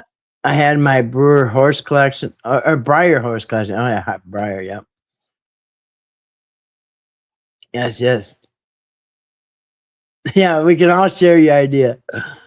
Uh let's say whatever happened to Kathy, that curious soul. Well, she came up with this idea with this slap bracelet and she just became a millionaire and she quit YouTube. I just kidding. That won't happen. Uh, but that slap bracelet thing is a good idea, and it would be very cheap to manufacture, very cheap to package, very cheap to ship. So that's a very practical idea that you could probably do something with. Remember all those toys Eric Friend had in his office, and those were that's Dwayne Hall, and Dwayne Hall was obsessed with Transformers. So all them toys were Transformers behind them. You know what? I should pull this up. I don't know where it is, but I just saw a video where Dwayne and Dwayne's got a full face beard now. He looks different. He looks different. But him and his friend were talking about an Airstream, some type of a camper, and it sounded like Dwayne was going to go live in the camper. So I don't know. I need to check into that because, yeah, lawn darts are never coming back. Yeah, that will never happen. Yeah. A lot of the toys. Yeah. Yeah, you can make some good money. Also them lawn decoration, the blow molds, you know what I mean? They're called blow molds. And they put a light bulb inside like Santa Claus and all that. I got a lot of money. One house that I cleaned out, you know how they have Santa Claus, Mrs. Santa Claus, they got reindeers, all these ornaments that light up. They're called blow molds. And you can get big ones, little ones. But one time I emptied out a house and it had had a it had a Thanksgiving set that I've never seen because my husband and I, we loved the holidays and we would decorate inside the house, outside the house. The whole yard would be lit up. We over decorated for all the holidays. And one thing we never saw, so all year we'd be buying stuff at garage sales, something for the yard. And one thing I never saw was the Thanksgiving set of blow molds, and it was a Native American Indian and his wife, and it was a pilgrim and his wife, and then it was a turkey. So it was a 5-piece set.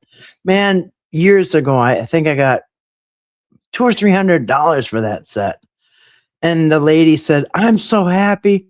I've looked for these for so long. I had these growing up when I was a kid, and I haven't seen them since." And so she was happy as hell. And so was I. They're hard to ship, though. Big, huge to ship, and they're very expensive to ship. Yeah.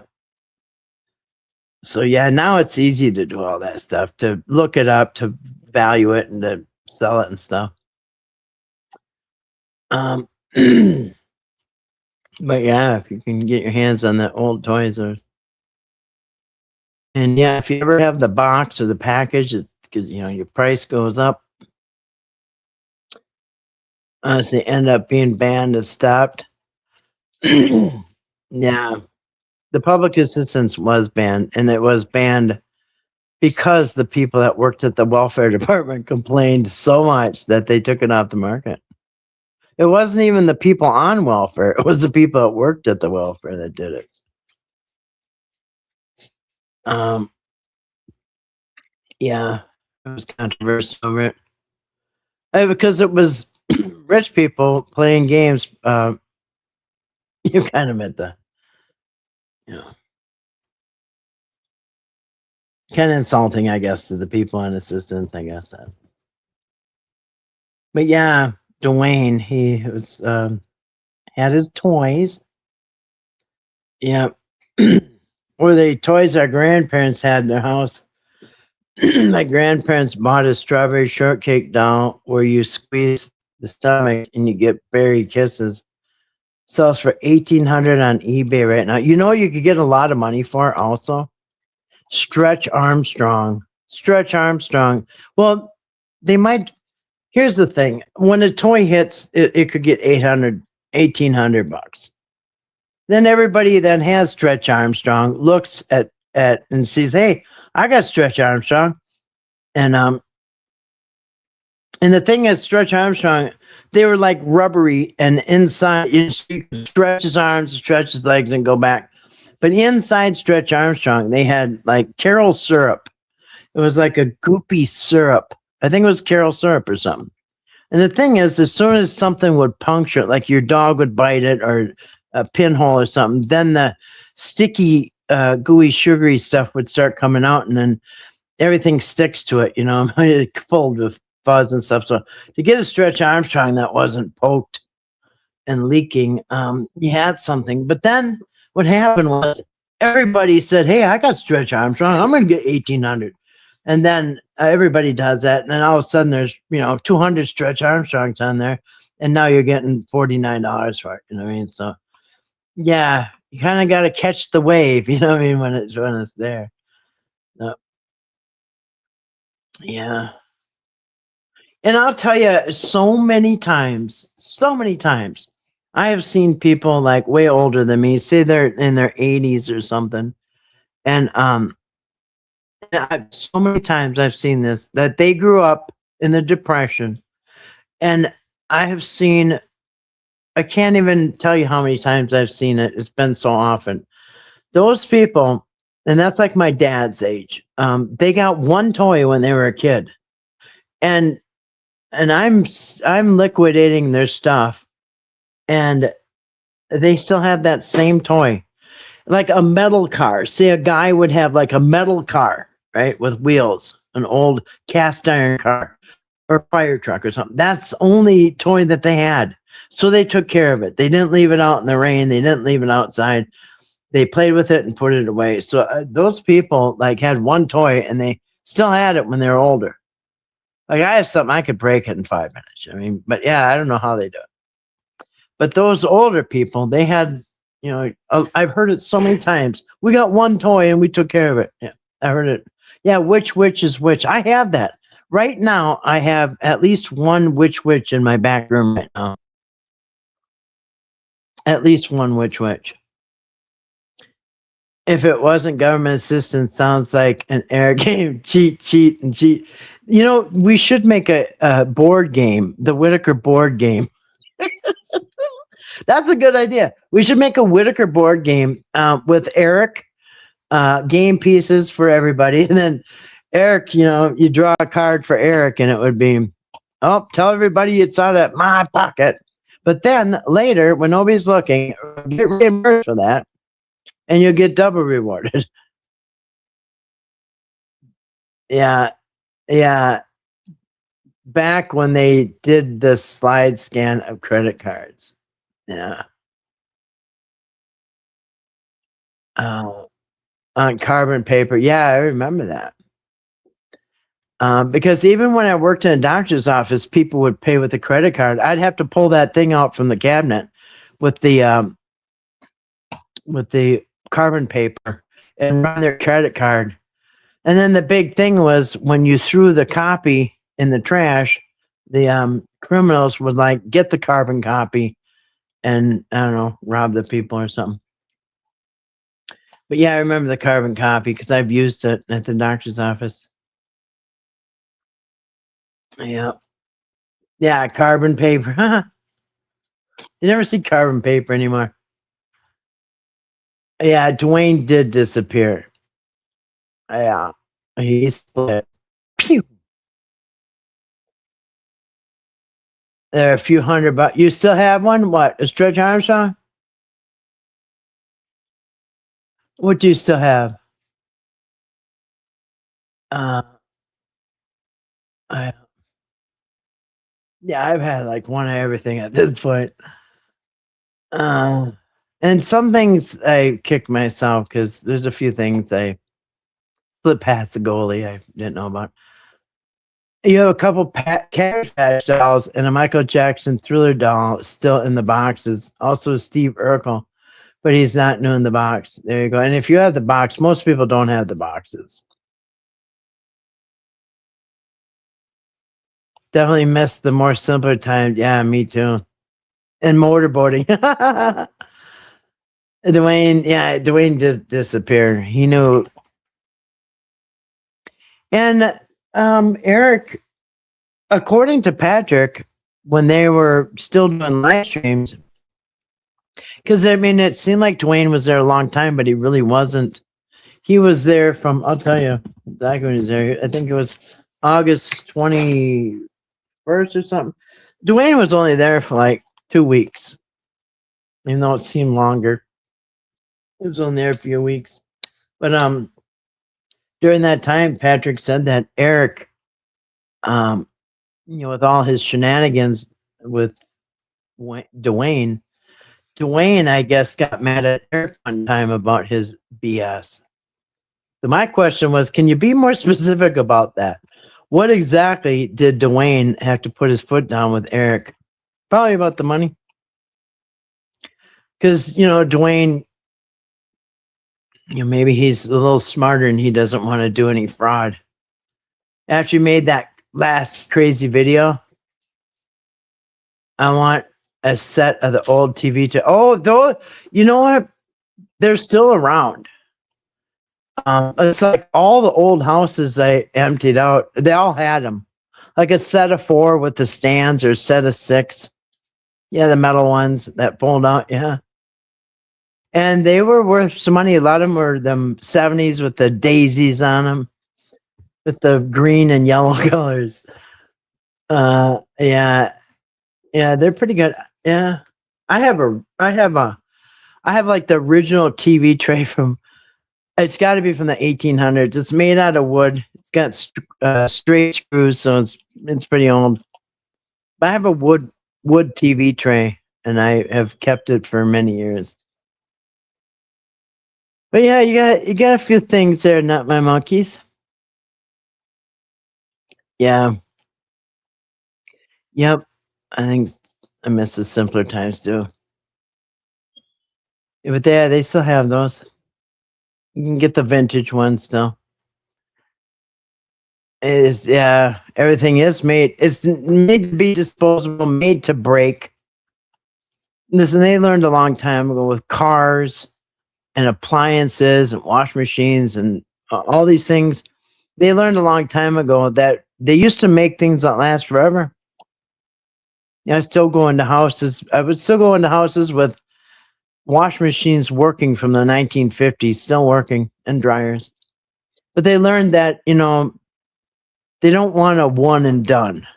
They want a customer that keeps on giving. So they make things that break, and you have to go back them and get it fixed, or go back to them and get another one. That's when they started making things crappy out of plastic. Your sister and you played Mystery Date. I've had that game. We liked the dud He was the hot one. A dud? I've never played it, but I have had it and sold it in a estate sale.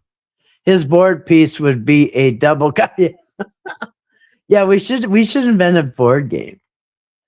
Uh, do you sell on eBay? Yes, I do. I've got a like a 450 score. That's how many sales I've done, and I got a 100% star rating. Yep, a top rate. I'm the top rated seller. Yeah. Kathy, can you please say he loves children? Who? Who loves children? Uh, yeah, I do. I've been on eBay a long time. Actually, I probably have like a 600 or 700 sales, but they don't really count until you have to sell the item, you have to close out the item, the sale has to close out, and then you have to give feedback. And if you don't give feedback, then you don't get a point. And so there's been a couple hundred I didn't do feedbacks on. Because for a while I was selling a lot and I just said F it. So yeah, but I'm a trusted seller. There's sometimes, and it's cost me some money to make sure everything was okay. Well, hey T bro, good to see you. Welcome. Hope you and your wife are doing well. Hope your wife is feeling good. And thank you for that. 1 second, my chat just spun out of control here. Hold on a second. Anyway, T-Bro, I sure hope your wife is feeling good.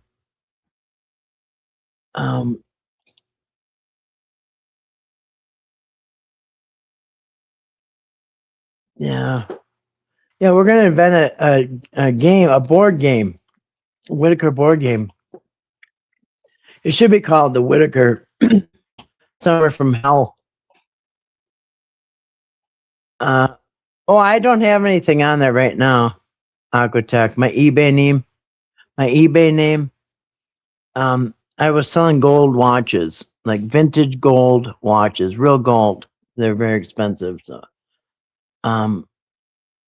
and I've sold a lot of stuff, but over the last probably 5 years, it's just been gold watches. So, like from the 1950s and 60s, I was selling Hamilton watches, and they're the Swiss watches. So. Let's see, Michael Jack. I love the children. I love children. I like them in my bed. Yeah, I still don't know about that Michael Jackson. It's so funny. The day Michael Jackson died is the day that my husband and I bought our house together. My last husband. On that day that we closed the deal and we bought our house, that was the day we heard Michael Jackson died. In fact, first we heard Farrah Fawcett died, I think on that same day. And then everybody's talking about Farrah Fawcett dying, and then they go, oh my God, Michael Jackson died. I'm like, no way. Yeah. Yeah, that was a weird thing. I don't even know if I believe it. So somebody said that somebody had a picture of Michael Jackson still alive. And it looks like him. I don't know. I don't know what to think about that. Sometimes I think that they kill off the celebrities and singers, and I think sometimes sometimes I think some of the deaths are faked and they leave the world stage. Like if they wrung every penny out like Elvis and Michael Jackson, there's no more money to be made. I think sometimes they either die or they fake their death or whatever, and all of a sudden, all their merchandise goes through the roof. They start selling. They make more money off of that person than they ever have. So I don't know. I don't know if it's some of these deaths are even real or not. Yeah. Monopoly money with Eric's face on it. Game pieces of Eric's tumblers, Patrick's crutches, Timmy's grands, Lorraine's potato chips. Oh man, yeah, we could do this. We could do this, and we could sell it too. Oh, they purposely engineer a lot of things to fail, or just get through the warranty. Yeah, exactly. Yeah, hungry hippo. I remember that. You pound that thing down, and the hippo would go out and grab a marble. There's a bunch of white marbles bouncing all over. Good evening. Good evening to you, T, bro. And good morning to everyone on the West Coast or East Coast. You saw on eBay too? Yeah, I haven't sold for a couple years. By at least a year, maybe 2 years. I don't know. Um, yeah, I have nothing on my eBay shop. Mine is Kathy Sells. Kathy Sells. You can see the stuff I've sold. I sold a lot of gold watches. It was the last thing I sold, and then before that, toys and a bunch of stuff. But yeah, you can go look. Michael Jackson, he loves the children. Sent flow state for 200 joules. Sent flow state for 200 joules. I'm sorry, I don't know what that means, but thank you. And I also had I'd have to go look, but the Hamilton watches were they're all solid gold, very expensive watches. Mostly watch dealers were buying them for me. This well, hey, up yours. I'm hoping all is well with me. I hope everything's well with you too. Good morning, up yours. Have a good day at work. Cuts down on anyone trying to fraud. Yeah. Yeah, you're talking about eBay? Yeah. Grace, I hope you're well as well. I had a nice gold nugget a nice gold nugget watch way back in the 90s. Still wish I had it today. Yeah. Yeah, the price of gold is crazy, but I like the Swiss watches that you wind up, you know what I mean? In fact, I have one I need to bring into the shop. I wear a gold watch. My own gold watch. I can show it to you right now. It's in my drawer because it needs to be cleaned inside. It needs to I think I said it here so I wouldn't forget. But yeah, I wear a gold watch myself. And sometimes in the videos you can see I have a gold watch on if I'm not careful. Yeah, I had put it in a jeweler's bag so it wouldn't get scratched. Let me see. I think it's yeah, I moved it because I found somebody that works on watches. Nobody in my town works on watches, but I found somebody about 45 minutes away that works on these old vintage watches. It is Swiss, and it's you can find it. Oh, I have a bunch of them actually.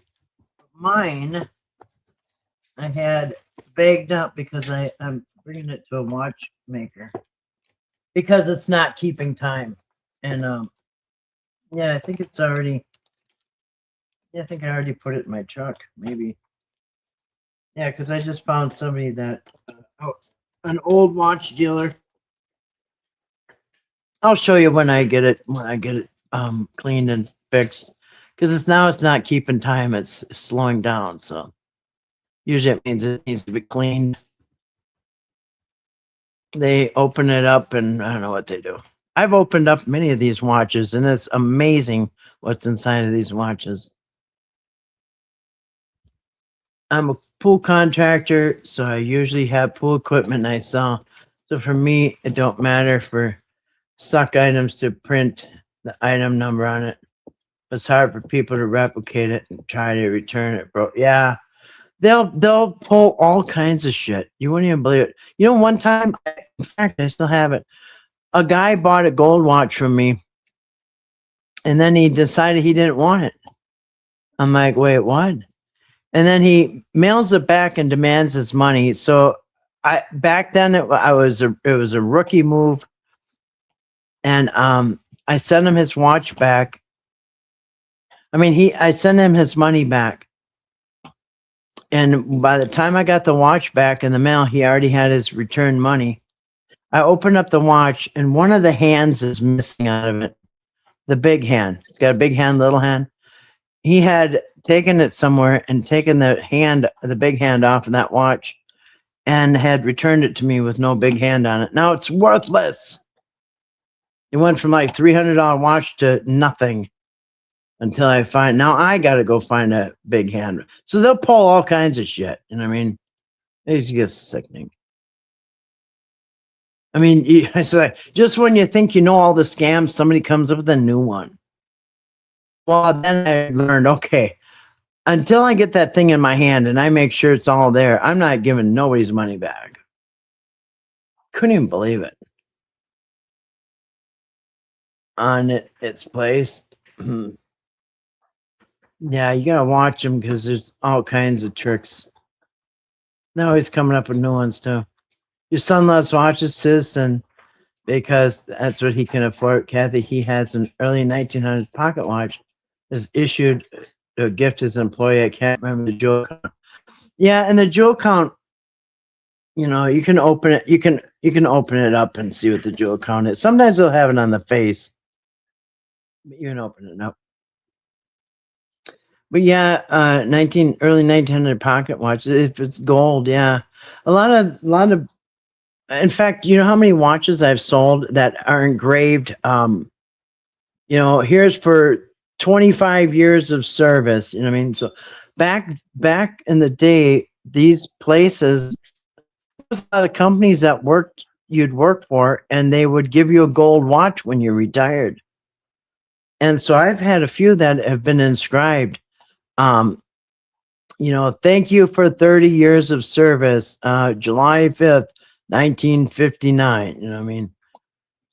And it has their name and stuff. And I always thought, oh, is this going to ruin the sale? Nope. People don't care. They'll buy it. But a lot of them are inscribed that from their work. And I don't think companies do that anymore. You're lucky to get a turkey at Thanksgiving or Christmas now. But companies used to take care of people back in the day. Yeah. Well, that's yeah, I'd hang on to that TNT. I hung on to all my stuff for a rainy day, you know. And I've had some rainy days, and I pull up my stuff and saw it. Machiavelli. Is that Tupac Machiavelli or the other Machiavelli? Tupac had an album called Machiavelli, I'm pretty sure. That was his, I think it was Tupac, yeah. Gold today, I don't know about all that old school stuff, gold when it was handmade. Yeah. You got 959 items sold the 100%. Wow. That is really good. Had to figure all kinds of ways to make sure people don't open claims or, yeah, broken garbage. Yeah, it has happened. And sometimes you got to bite the bullet. So one time I sold this fishing rod, and it was a 2-piece fishing rod, and you put it together. It was fiberglass. It was a very expensive rod. It was a $300 or $400 fishing rod. No reel, just a rod. And it was a nice rod where you could bend the rod all the way to the handle and it won't break. You know what I mean? It was very expensive fishing rod. And I had to get a tube and I had to wrap it up and mail it. And the guy gets the thing. He said, oh, there's a crack in it. I'm like, there ain't no crack in it. He's like, oh, there's a crack in it. I'll give you a bad I'll give you a bad review. He wanted a discount or something. It's just send the rod back. And that hurts, pulling $400 out of your account and handing it back to the guy as he mails you back. God even knows what. Never Never saw a crack in it when it came back, but this is bullshit. You get 400 in your account, and then 2 weeks later, a guy wants his money back. Like, wait a minute, what? To come across an older gold, I collect gold, I pay more than what it's worth. And wait, really? Yeah. I've got a lot of gold items, but I've stopped emptying out houses, so seems UPS, United States Post Office, lost more items than I've been cheated out of. Yeah. Well, now every single thing that you mail in a package has a tracking number. It used to be first it was you had to pay for the tracking number. Then it was you had to have a tracking number on over a certain amount. Now every single package has a tracking number, no matter how much you pay. So that's good. They've changed that. So every package has a tracking number now with the post office. Yeah. But yeah, I used to have to pay extra for that. Now it comes with it. Yeah, nice pieces since 1988 or so. A lot of old school Italian pieces. Gold, yeah. Yep. You've been wanting to get a nice watch. Unfortunately, the ones I really like are more than you're willing to spend. Yeah. I like the vintage stuff. I love my watch.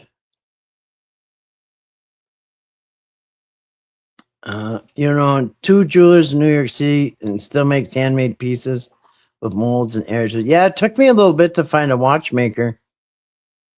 Yeah, they're getting hard to find. Somebody who actually opens up Swiss watches and knows how to fix them.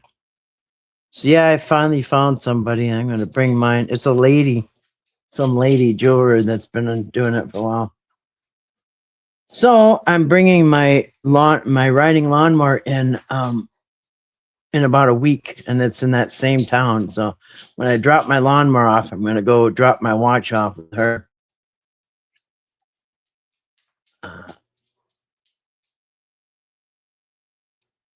I showcase Fitbit myself. It's extravagant and well maintained.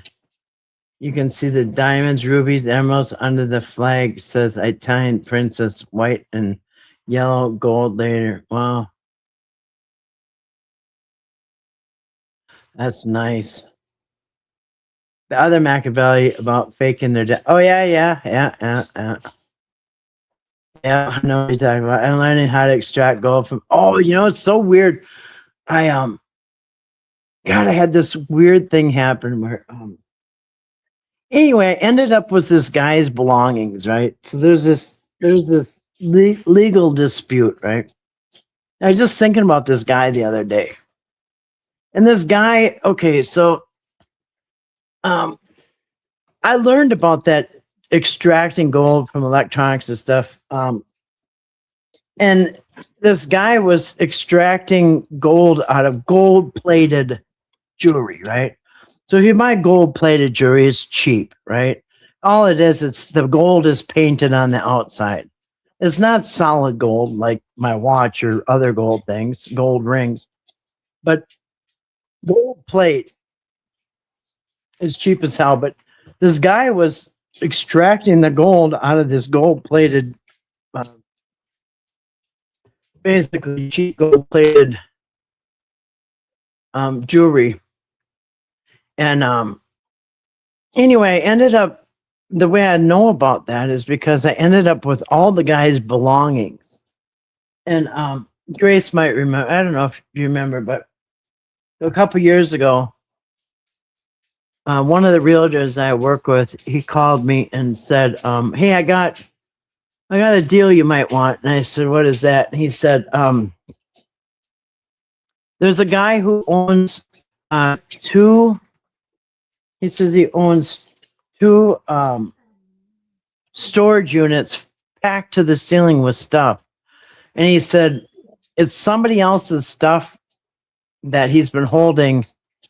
The guy's an attorney. He says he foreclosed on somebody's house and the people had all their stuff in it. And so he had the police come in. I have the video from this. I have a video of the sheriff going to the guy's house and going through the house and kicking the people out. And he had to pack up all their stuff and put it into storage for 1 year. And this lawyer had a company pack all the guys' stuff up. They had to videotape everything with the sheriff, packed all of the guys' stuff up with a company, and packed 2 storage units full of it. And that attorney kept everything for 1 year. And right as the year was up, he wanted somebody just to get rid of this guy's stuff. There's 2 storage units. So the realtor called me and said, hey, I got this deal. He said, do you want to buy this stuff? He said, look at the videotape that I showed you. They're walking through the house and they're videotaping everything. He said, see if you want to bid on that. And I looked at it. There was a lot of nice stuff. And this guy that lost his house was a Minnesota Viking. He was a professional football player. He was washed up years ago, but he was an ex, NFL player. And this guy lost all his belongings in the stupidest way, too. And anyway, I looked and I said, yeah, but this is going to be like an hour and a half for me to drive down there because it's all the way in Woodbury, Minnesota, and that's like an hour and a half. And I said, and on top of it, I have to pay at least 1 or 2 workers to go with me to load all this stuff up. I said, tell them at best I'll do even Steven. And even Steven means I'll come and get everything. You don't pay me, I don't pay you. I'll do it for the belongings. And he calls back. He said, yeah, the guy will do even Steven. So I said, okay. So I went, got a worker, and I got my truck and trailer, and I went all the way down there, picked up my workers, and we emptied out this storage unit. And then I had to go all the way home and had to have another day where I drove all the way down there, got the second unit cleaned out. And there was a lot of nice stuff in there, but this guy was a crook, man. And so, because I started going through the guy's stuff, I mean, everything. I saw in that video that these people, the sheriff came into the house, and they told him they had to leave. I don't know if the people didn't believe it, but I saw the lady run around grabbing things, and she grabbed her keys in her purse, and she's trying to grab as armful of stuff as she could, and she had to leave. And anyway, I thought that this is weird. So I started going through the guy's stuff. I started opening boxes. I put everything in my pole barn, all 2 loads. And it was a lot, you guys. It was 2 storage units full.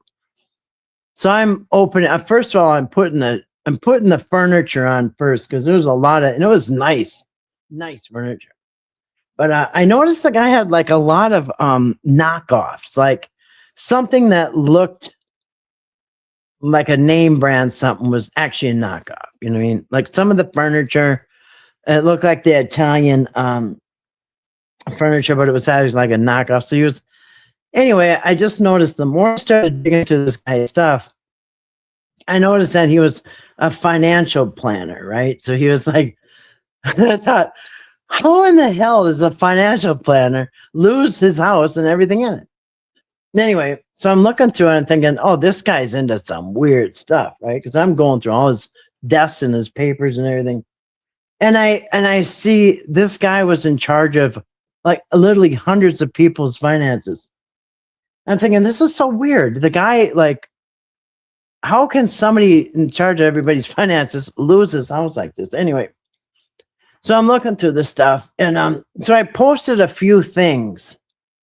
I posted there was some really expensive oak furniture, and so I started posting some things on Facebook Marketplace, and I'm getting a few nibbles and stuff. People are asking about it, and this guy gets a hold of me, and he says, how much do you want for all of it? And I thought, I think this is the guy. and I thought, I got to think about this. So I've held it off for a few hours. I thought, what does he mean by all of it? I mean, because I've only bought 3 pieces of furniture. And so there was a piece of furniture, there was something else and something else. There's no way this guy wants these particular items, all of them. Anyway, so I said, all of what? And he never answered me back. But I looked and I tracked it down, and this was the guy. He saw his stuff getting posted on Facebook. He wants his stuff back. I thought, oh, I thought that's what was him. But he said, how much for all? He said, how much for everything? Well, I don't like. There's no way he wants the couch and a snowblower and or whatever, a weed whacker or whatever. You know what I mean? There's no way this guy wants these few random items. So anyway, so I knew it was him. But anyway, he wanted it back because there's a bunch of stuff in there, and it was like the guy was in charge of somebody's apartments or something because he had a shitload of envelopes with people's house keys in them and all the numbers on them and their addresses. Then he had a whole bunch of contracts for people, like boxes of contracts that people filled out. And he was a financial planner and a financial this and that. I thought none of this makes sense. And then, so and there was like I thought I found his, how the Super Bowl rings, but I know Vikings have never won a Super Bowl. So I thought, what the hell? But that's where I saw his Super Bowl ring. But it wasn't a Super Bowl ring. It was like a championship ring. But guess what? It wasn't even gold. It was gold plated. But anyway, I got more into the guy's stuff. And then I saw he was into this gold plating removal. So he had all this like costume jewelry that was just like basically gold plated. And so what he was doing is putting all this gold plated stuff into some kind of chemicals, and it was extracting the gold out of it was just weird how the guy was doing electrophoresis or whatever it was.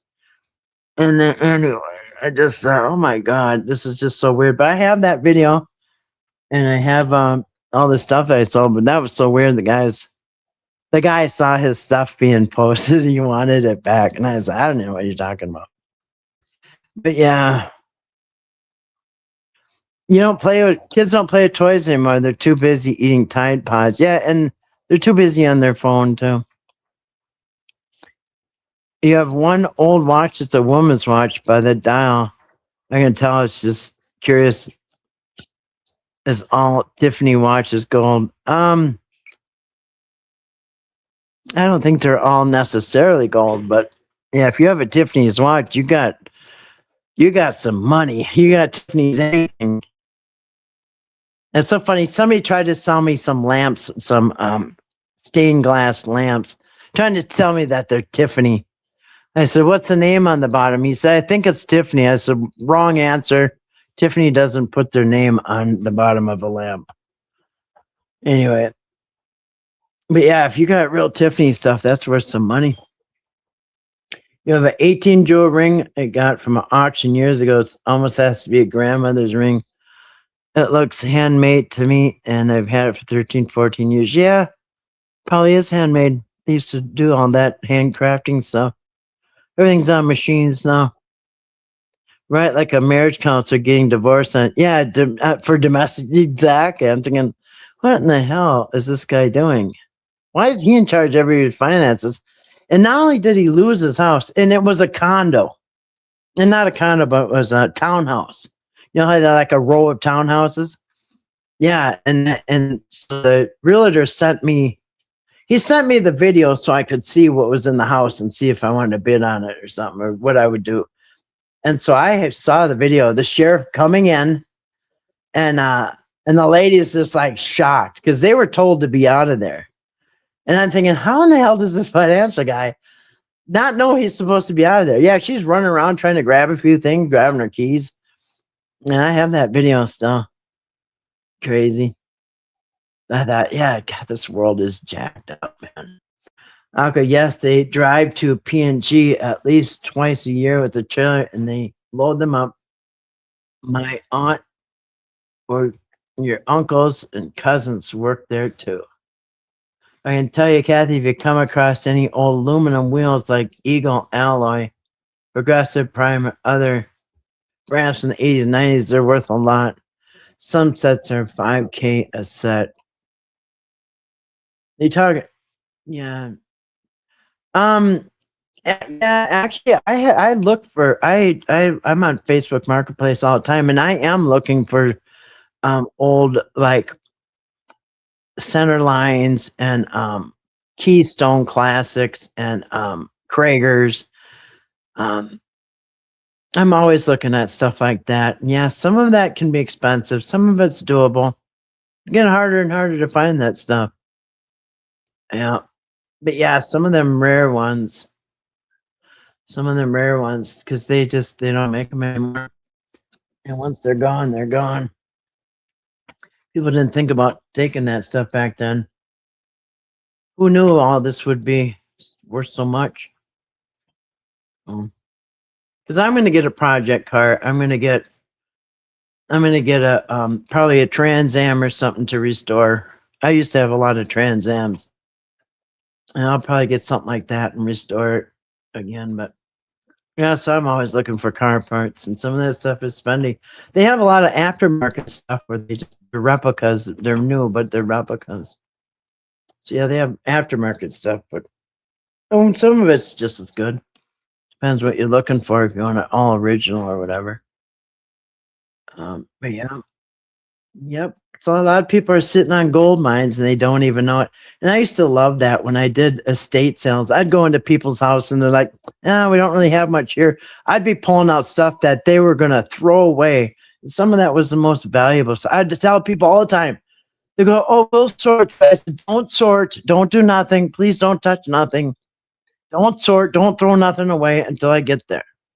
Because people would be throwing away like the most expensive stuff. You know what I mean? So I learned, just tell people don't touch. You can throw it away once I get there and look through stuff, but don't throw anything away because you have no idea. Like I say, even them board games, you can get $200 for a board game. Right out. So I've been appraising for a long time. I know now, and now anybody can do it because you got the internet. But yep, I don't know what sitting on gold mines. What am I? Oh, I'm coming up on 4 hours. I should probably wrap this up pretty soon. I know. I don't know what people feel about 4 hour live streams. Like, if you see a 4 hour live stream, are you really going to watch the whole thing? I have the poor people on the replay. They're like, wait a minute, how long is this? So wait a minute. I would probably wrap this up and get off of here. Uh, P&G, Procter and Gamble, I think. No, P&G. Oh, you're driving to P&G. P&G must be a place. Drive to P&G twice a year with a trailer. What is P&G? There's some brand names that are P&G, but Procter. That's what I thought. Procter and Gamble. They literally own. Yeah, yeah. That's what I think of when I see P&G as Procter and Gamble. Yeah, they made everything. That's right. Yep. Yep. You're confused. Um, I've been building a 2000 Chevy Suburban 1500. Lots of performance stuff and customized interior. Getting ready to do the bodywork and paint. That's funny because you know what? My husband, when I met him, he had a older than that though. He had a 90s Chevy Suburban, big red and white one. And that thing was a beast. Yep, 1500, huh? I have a Chevy 1500, but it's a pickup. A 1990 Chevy pickup, 1500 Chevy, same thing. Right, like, yeah, wait a minute. So anyway. Oh yeah, they own everything. Duncan Hines, Tide, Downey, always Aquays, Charmin, lots more. Yeah, some of these parent companies own all kinds of stuff. Like same as Hershey's and all these other food companies too. You wouldn't believe you think that there's two different competing brands on the shelf, but little do you know the same company owns both of them. Anyway. Yeah, crooks. That's good. Those people know how to make money, that's for sure. Um, yep, they must be playing by somehow they're playing by some rules because they're yeah, obviously doing something right. So, well, anything else? Otherwise, we'll wrap it up and get off of here. Yeah, I'm not sure if people like the 4 hour live streams on the replay. I don't know. Maybe people can tell me in the chat when you rewatch and the replay. Are these 4 hour streams too much? Because I could go 8. You know what I mean? I go till the sun comes up and not even leave my spot here. Well, my ice is melted in my water just because it was almost melted when I started. Your parents retired from there. They are a company that still gives Christmas gifts and they give lots more. Competition is Colgate Palmolive. Yeah, Colgate Palmolive. They also own half the. You love the license? That's good. Fuck no. Okay, I was lost. I stepped away for. Yeah, sometimes that happens, huh?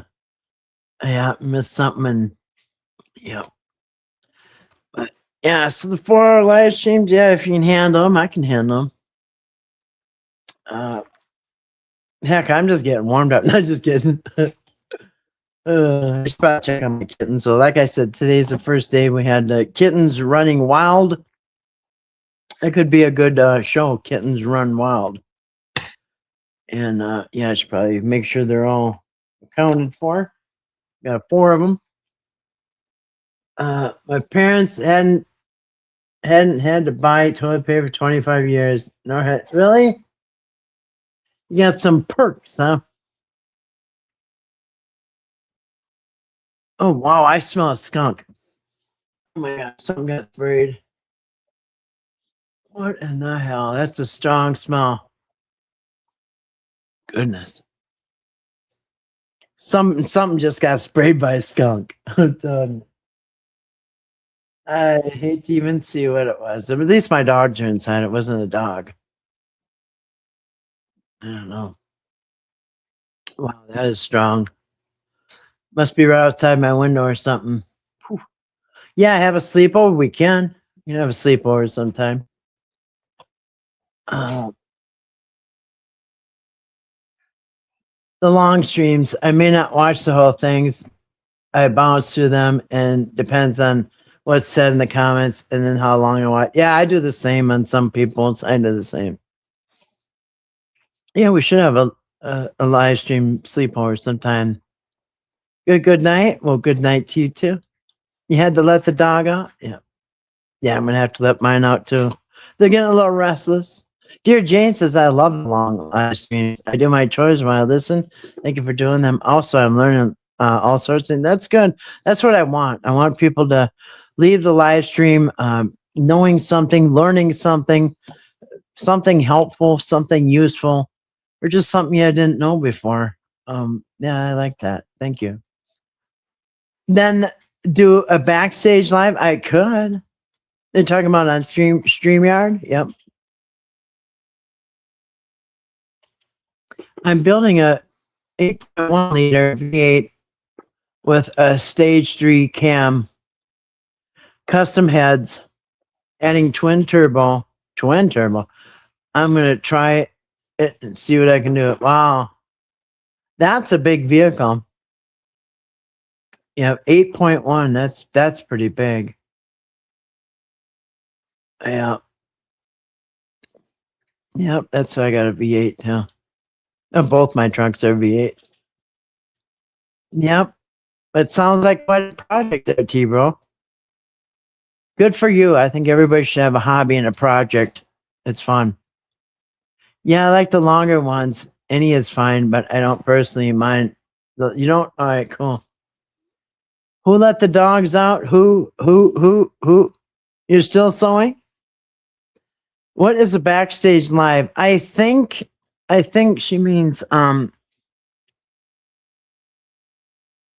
I think she means like after the live stream is over, the people that are backstage can keep talking. I'm not sure because we've done that. When I have guests on, after the live stream ends, we all talk to each other, and that's why our friends from the UK over there. It's fun because you can talk to them, like you're on the phone. What are you making, TNT? Yeah, StreamYard. Yeah, and I paid for StreamYard now because I have used up all my free stuff.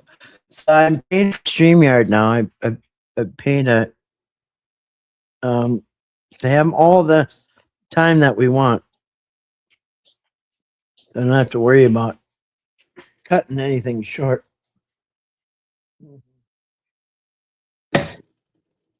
And maybe I'll throw a link out, and some of you can come up and talk. But I'm only going to throw a link out to the people that I know that have been in here. If I see somebody new, I'm finishing up a Belle children's dress. Really, that's cool. I like when people have projects and hobbies. That's cool. Everybody should. I told everybody like last year, not this New Year's Eve, but the year before, um, that you got to think to yourself, what are the things that you love to do? What are the things that make you happy?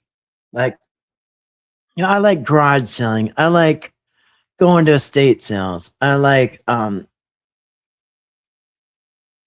kinds of things. I like going to music events and stuff like that. And then I had to ask myself, how often am I doing my favorite things? I can go a whole year without doing something I like. So I say to everybody, write down a list of all the things that you just love to do, and then ask yourself, when was the last time I did these fun things? You like to go fishing? When's the last time had a fishing rod in your hand? You know what I mean? And then make a point to say, you know what, I used to love fishing. I'm going to go fishing again. So, I made a point a couple New Year's Eves ago to make a list and the fun things I really like that make me happy, and then ask myself, how often have you done this? I mean, so I'm trying to do more fun things now that I have more time anyway. Well, thank you, Aquatech. I appreciate that. Here's the streamer. Oh, you don't have to do that. You don't have to help me pay for streamer, but I appreciate that. $9.99. Thank you, Aquatech. That is very sweet. Yeah, no, I can swing it. I can swing this StreamYard. Um, Now you can put a Hellcat supercharger on a Chevy. Really? Well, I've been thinking about getting a Hellcat, but the insurance on it's probably going to be. But I'm going to get a regular Challenger. But I wouldn't mind a Hellcat. You know what I mean? Or a Demon. What's the other one? A Demon? Oh, yeah. I was thinking about that, but I think I'm going to get the more chill version, just so my insurance ain't. I don't need to go 120. You know what I mean? I don't need to go over 100 miles an hour anymore. I got a perfect driving record my whole life. No accidents, no tickets. So I thought to myself, when the hell do I need a car that goes 140? I think the speedometer goes up to like 160 or something. I said, I don't need to do that. And I never will. So I'm not going to get a supercharged motor because, yeah, number one, I don't want a ticket. Number two, I don't want to crash and die. I just want it to look sweet and be fast when I have to have it fast. Yeah. Yeah. I wish I could find a good estate sale. I love estate sales, garage sales. I have obviously way too much time on my hands. No kids around. Don't know any female kids. And I've been making it on and off for 6 years. Yeah, right? Good for you. That's awesome. I love having time on my hands, but I always have something to do. But good for you. I hope more people do fun things, do things that make you happy, make time for it. We all have time. And, people say, I ain't got time. Yeah, you do. Uh, Tebow says, I'm finally doing what I wanted to do for years, but family and raising kids was always my first priority. Yeah, me too, Tebow. But, yeah, now it's my time. Even my grandkids are grown. Um, yeah, I'm sure we all have something we enjoy that's been a long time, right? Yeah. There's a few new things I want to do. Like I want to get a better metal detector. They got better metal detectors now that you can put all metals on. And anyway, so I want to do some metal detecting at some time. Yeah, so I'm making a point to do my fun stuff now that I can. But I suggest everybody should do that. Live a little, man. Yeah, I know it goes to the good cause. So yeah, thank you. I appreciate that, Aquatech. That's great, T bro. Hell yeah. ICT make that adapter for LS engines. Make that adapter for LS engines.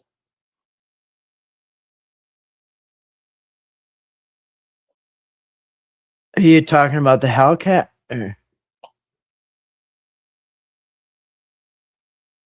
Oh, ground, yeah, ground penetrating radar. Yeah. I used to see those on those crime shows when they were looking like, find out where they buried their dead wife, in the backyard and stuff. And that was really cool. They'd show how it worked with drawings and stuff. And that was really cool. But you can use a ground penetrating radar to find all kinds of treasures, not just dead bodies. Yeah. Shout out to the other June bug who is celebrating his birthday. Oh, yes, it is. It's John's birthday today. Shout out to John. Is that who you talking about, John? Yes, we have several June birthdays in here. So yeah, it's the 15th. What's the date today? Talking about John? I think so. Heck yeah, I'll be 50 this year. Wow, you're young. Yes, for the Hellcat Supercharger. Yeah, yeah. Yeah, because I've been looking at Dodge Challengers for a year. No, more than that. I could put up a car show that I went to, and I was going straight for all the Dodge Challengers. You know what I mean? And talking to those people. But yeah, I've been wanting a Dodge Challenger for a long time. And the Hellcat, I like those, but I just don't need all that horsepower. I don't need all that temptation to do something stupid. I have enough of that. Anyway, all right. So I should wrap this up. Where are we at? We're at past 5. Look at that. If I keep talking, the sun will come up. So anyway, I'm going to wrap it up. I want to thank you guys for coming in, everybody, and thank anybody that gave me a super chat or anything like that. I appreciate you guys, all you guys. That's the coolest thing to do. I saw on CBS Sunday mornings in Rhode Island. They hide the glass water floats for nets. They hide a bunch every year at people travel. They hide the glass water floats for nets. What, they wouldn't need you to find them? T-bro, I'll be 52 in August. Oh, you guys are young. Night to you too, Aquatech, and thank you so much for your super chats and anybody else that donated. Good night, Kathy, and chat, everyone. It's awesome. You guys are awesome too. You're fun to be with. Awesome conversation. Very interesting. And anyway, yeah, awesome. Love you guys. So I'm going to say good night. Everybody have a great night. Check out fishing floats. Oh yeah, I will. I still want to hear about your haunted. Oh, I do have haunted house stories. I do. I'll have to tell those. Because I got a couple you guys won't even probably believe, but it did happen. So anyway, yeah, check out. Now I don't want to come on the same time Patrick does, but maybe I'll come on tomorrow after Patrick gets up. Patrick will probably go 1 or 2 hours, and then I can come on after Patrick tomorrow, and we can talk about him. Talk about what he said. Anyway, all right. Love you guys. Thanks for coming on. Of course, love and light to everybody. And of course, as always, we say